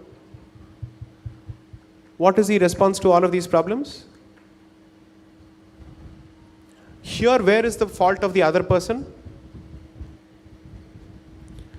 My job over the last 5 to 6 years has been to point out our problems because solutions are within our control. The more we focus on that, the more we'll be confident because then we realize all these are capable of being addressed by us either at the individual level or at the societal level. So let's start doing it. But the biggest problem in the Hindu community is that what it does is that it outsources all its problems to politics. It says, I need to do nothing. I need to just press a button once in 5 years, everybody else will take care of it. No, that's not how it works. In all other communities, they actively push for their agenda, they push their community, they support their community, they ensure that their political representative delivers on their promise for the community. Learn from them. Always learn from the other person. If he's succeeding at something, find what is he doing right which you're not doing. Address that. I believe that there is a lot of hope still alive for Parashurama Kshetra. There is a lot of hope for it. Your Mantra Shakti is still alive. It is still dynamic. Argentinians and Russians are coming to Sabrimala. What more do you want? Brazilians, people coming from Latin America. Imagine. So there is something that is still alive. There is some Divya Chaitanyam that is still keeping this place alive. So when you know that your gods are still alive here in terms of their active presence, and your kshetras are still alive and kicking, it only needs the human element to step up. Refuse to cooperate or support with anyone who's selling or buying something which is not in your interest. I leave it at that. Support every member of your community when they set up a business. I come from Hyderabad. It should be otherwise called Bhagyanagar. That is its original name. So there are certain parts of Hyderabad where old shops have continued for hundreds of years, and I've always wondered, where do they get business from? They get their business from their community, because their community is saying, we will continue to support you because your presence in that place means that real estate is still in our hands. Whether the product is good, bad or ugly makes no difference. They must be selling chappal for 25 years or 40 years and still they'll be continuing to sell chappal only. And they'll confidently continue in that business because they know that their community will not go to anybody else when they have an option from within the community. So whether it is real estate, whether it is electronics, whether it is agriculture, whether it is groceries, whether it is rice, whatever it is, buy from your member of the Hindu community first.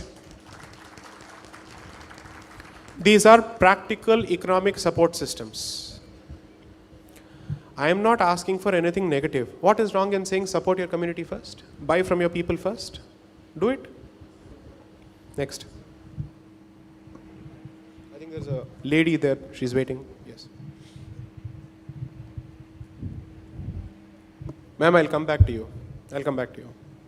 Hi. One of the very valid points that you made was about having one of your kshetrams support all your activities, education and everything. Unfortunately, in this state, at least, not sure about everywhere else, but at least in this state, I know it's the people who ruled most of the kshetrams, including Sabrimala, are not the most receptive to doing any Hindu work. So what is the solution for that? Right. in your So I know for a fact that the Pandalam family, as well as the families that have a relationship with other temples, certainly have a philanthropic bent of mind. They are interested in charitable causes for the Hindu community. I can say this confidently. But the fact is, the Devaswam boards are obviously in government hands. So there are a group of lawyers and activists who, over the last few years, have tried to reduce government control, who have tried to take back the community's resources so that it can be used for the community. This is happening in Karnataka, Telangana, Tamil Nadu, Kerala, and parts of Maharashtra across the board. Frankly speaking, the problem is capable of being addressed in a very simple fashion. I'm going to give a legal solution, so just hear me out for 2 minutes. Temples and charitable endowments come under entry 28 of the Constitution of the concurrent list. Concurrent list would mean those subjects over the center also has power and the state also has power. We have been asking the central government for a very long time now to pass a uniform legislation for temples across the country which reduces government control and gives back the resources to the Hindu community.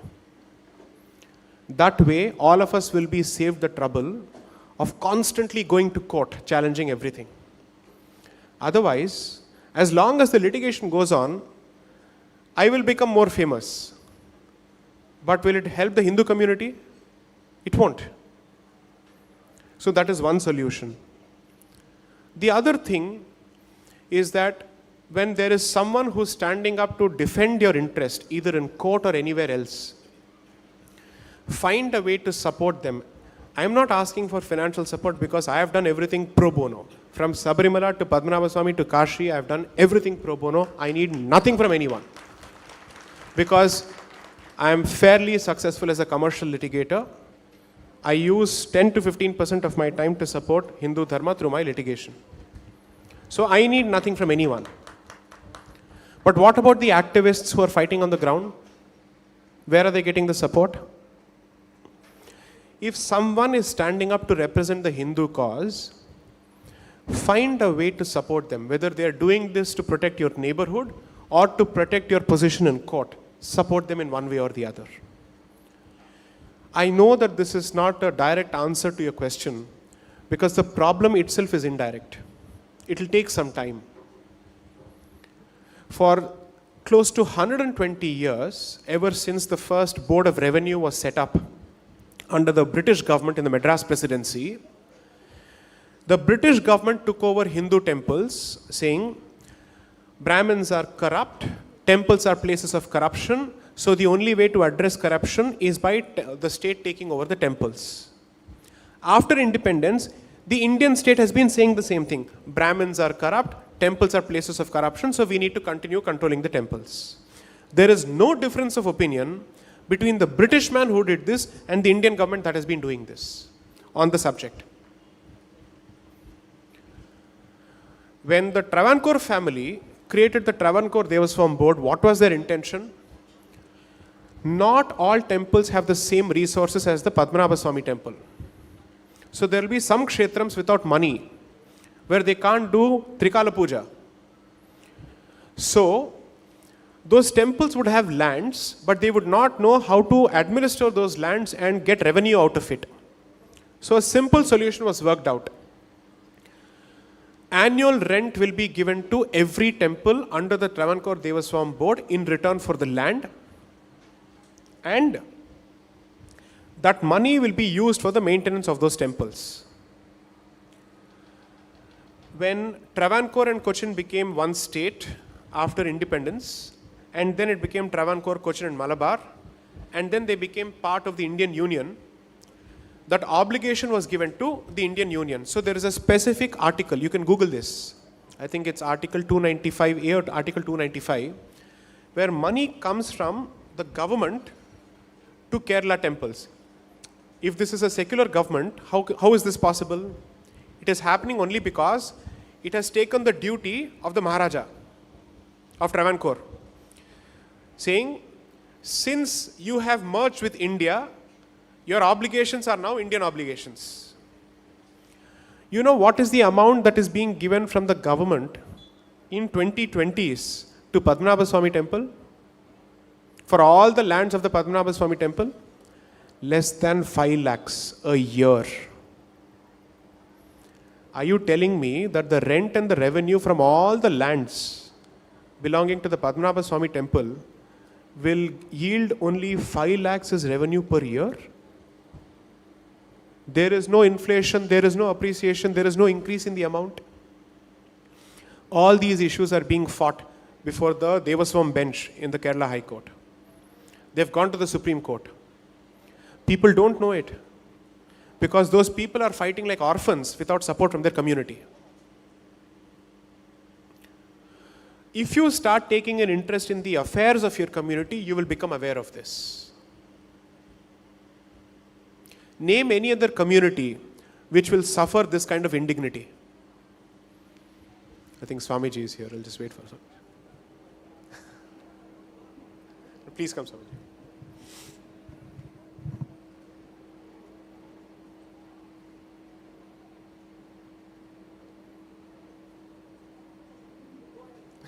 Namaskar. Yeah.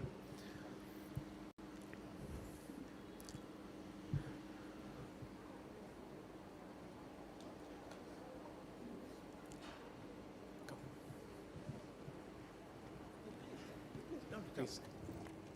No. Please walk. Come sit.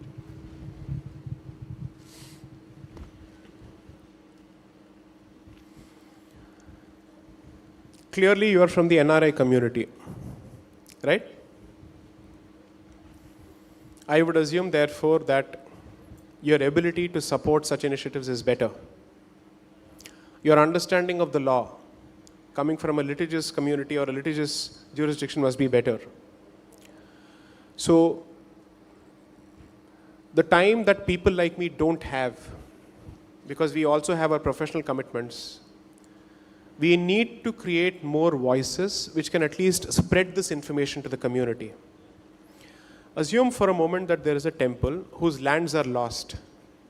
Which Kerala Hindu knows, which Malayali Hindu knows that his temple lands are being lost or they are being encroached and that encroachment is being legalized? You won't know. How many RTIs have been filed asking a simple question: what is the revenue coming from the Sabarimala temple? What is the revenue coming from each of the temples under the Travancore Devaswam board? How is that money being spent? How much of that money is being spent on Hindus? How much of it is being spent on non-Hindus? How much of that money is being spent to support Hindu artists who are temple artists? To set up institutions for our, let's say, health and education?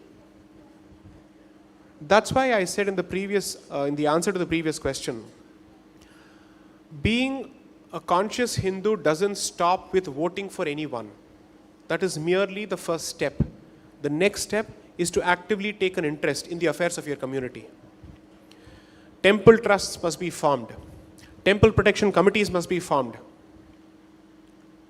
That is the way you re-energize the community and start telling them, we will not be sleeping anymore. This Kumbhakarna slumber that we have been going on for centuries now has to end. That's the only way to address the problem.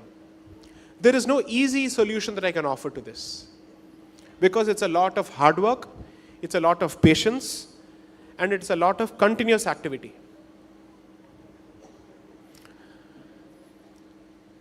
When the Ram Janmabhoomi case was being fought, I keep coming back to that example. Think of it this way. The other side pooled community resources to continue fighting that battle right until the Supreme Court, until 2019. Technically, they are a minority. They have done it. I appreciate that commitment. I may not agree with them, but I admire such commitment. And I genuinely wish we had the very same commitment and focus. So some of these problems require formation of groups, formation of teams with a very clear vision.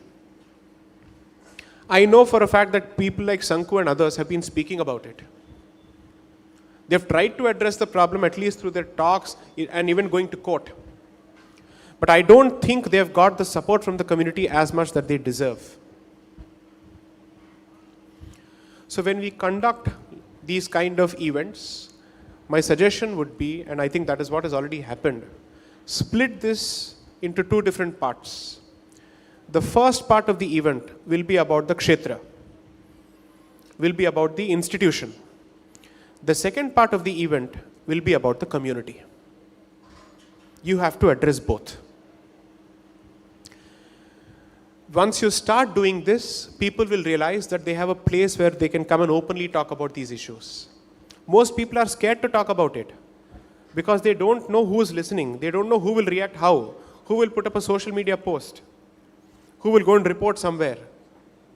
This is your safe place. Your question, ma'am. Can somebody hand over the mic to ma'am, please? I'll get the mic to you, just a second.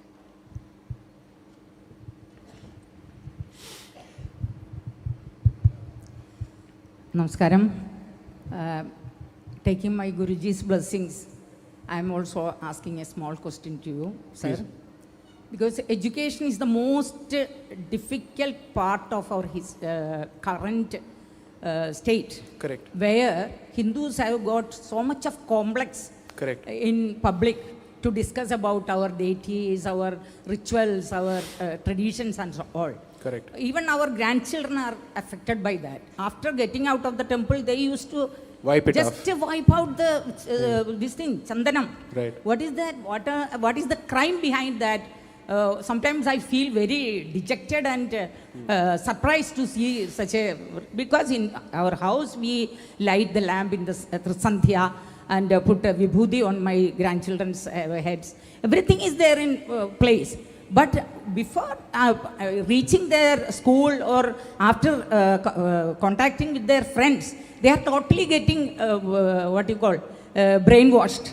They come and asking so many questions. Why Amumma like this? Shiva, Bhagavan Shiva cut Ganapati's head. Why Amumma like this? So sometimes I explain everything in a nice way when I am putting him into bed, telling the stories and all.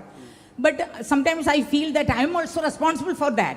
Why should we didn't open our mouth in front of the public in temples and religious places? Why should you feel very much awkward when we talk about our culture, our traditions, what all our grandparents, great-grandparents handed over to us? Correct. We should be proud. We should be proud. Even yesterday I was telling Mr. Changuji, and I was telling him, when he was attacked and he was in coma, he was in ICU, I put this thing in my WhatsApp, asking my friends of my age, 72, I am 73. To pray for him. But to pray for him. And yesterday Very I was crying when I congratulated him. Oh, you are born again. You are like a Vivekananda, Swami Vivekananda. Correct. I believe the youngsters are sitting all over here. You can do so much to your society. Correct. So much for your religion. Don't ever ashamed to tell that you are born out of a Hindu mother. Correct. Otherwise, you could have gone to a Christian mother's womb. You are born to a Hindu parents, father, mother, parent, your grandparents. You are taking their names, Menon, Nair, so many. So I always get emotional, maybe due to my age.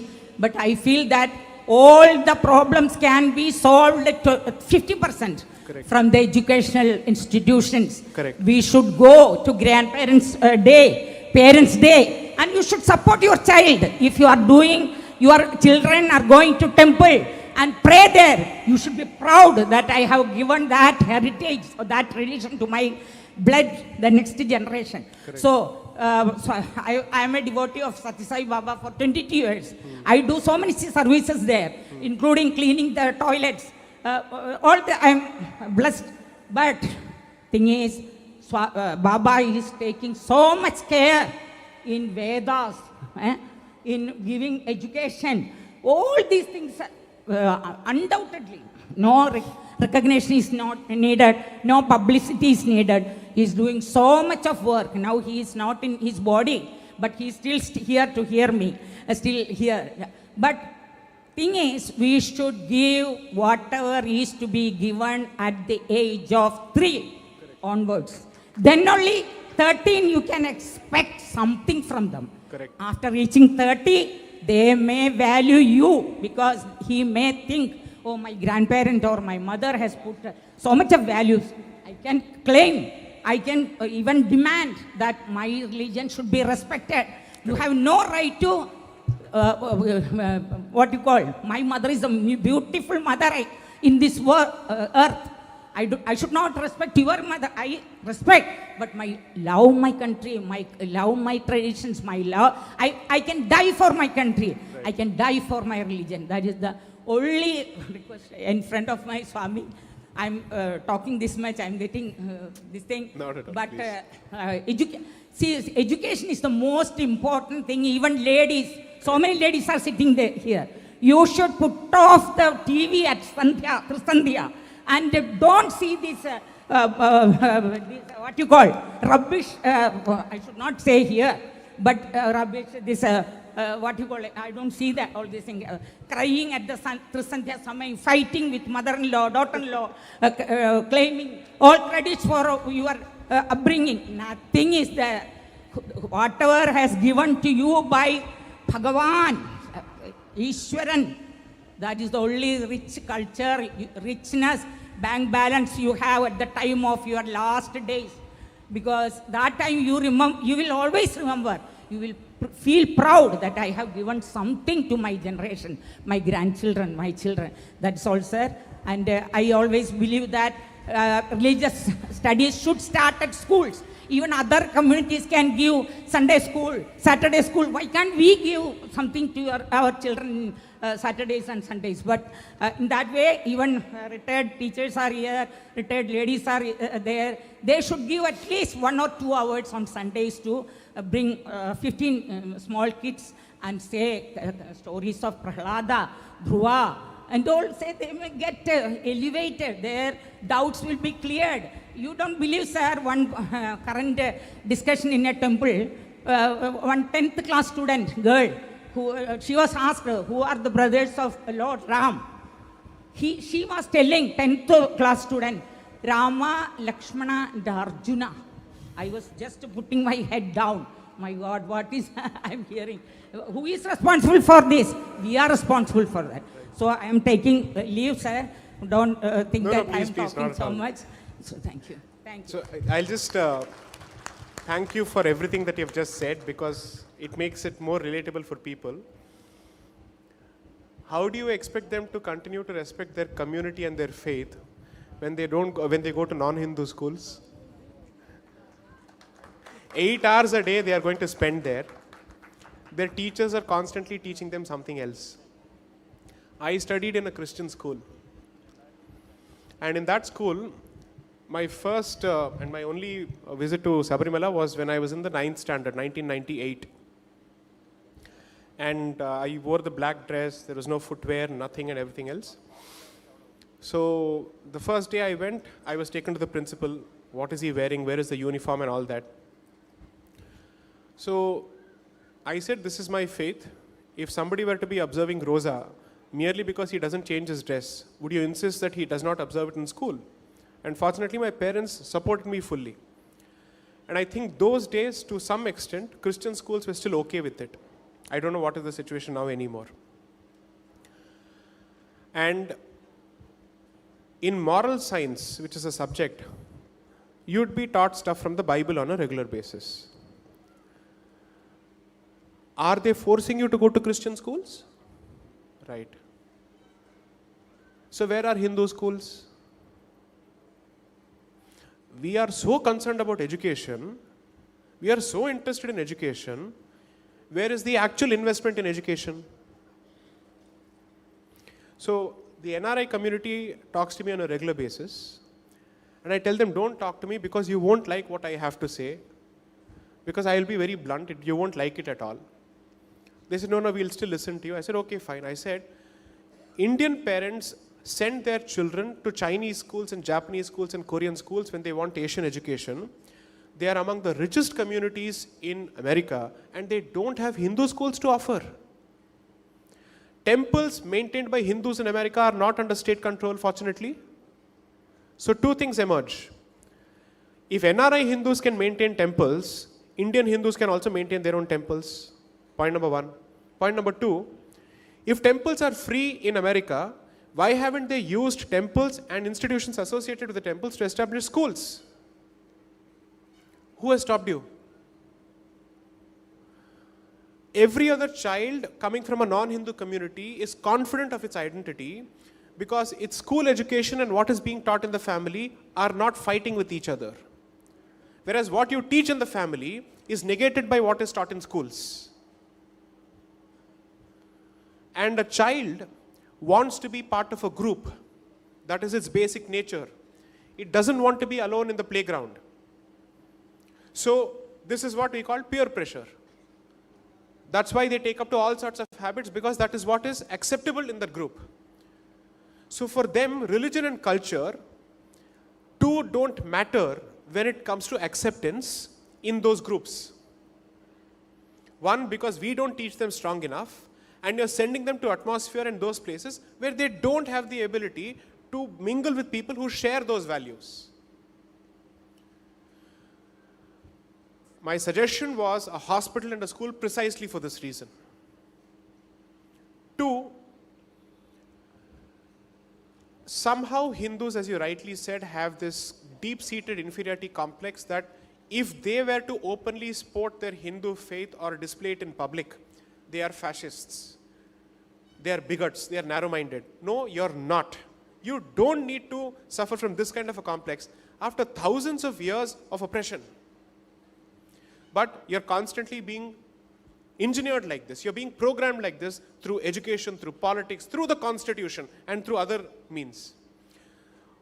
Fortunately, the situation is changing, because I know for a fact that in at least 2 of my lectures, I said I'm issuing what is called the dhoti challenge or the veshti challenge, asking men to first wear dhotis and veshtis to malls before asking women to wear saris. And youngsters started wearing dhotis to colleges. Young lawyers started wearing dhoti to the Delhi High Court and the Supreme Court. They actively started wearing the tikka. So change has started. Fortunately, social media is making it possible to reach out to a wider section of the audience. But unless and until you address the fundamental problems, which is family and institutions associated with the temple, where your education is being imparted, where they know that there is a community, this will continue to be a problem where parents will outsource the upbringing of their children to schools. So it's almost as if your job is to give birth to them and send them to schools.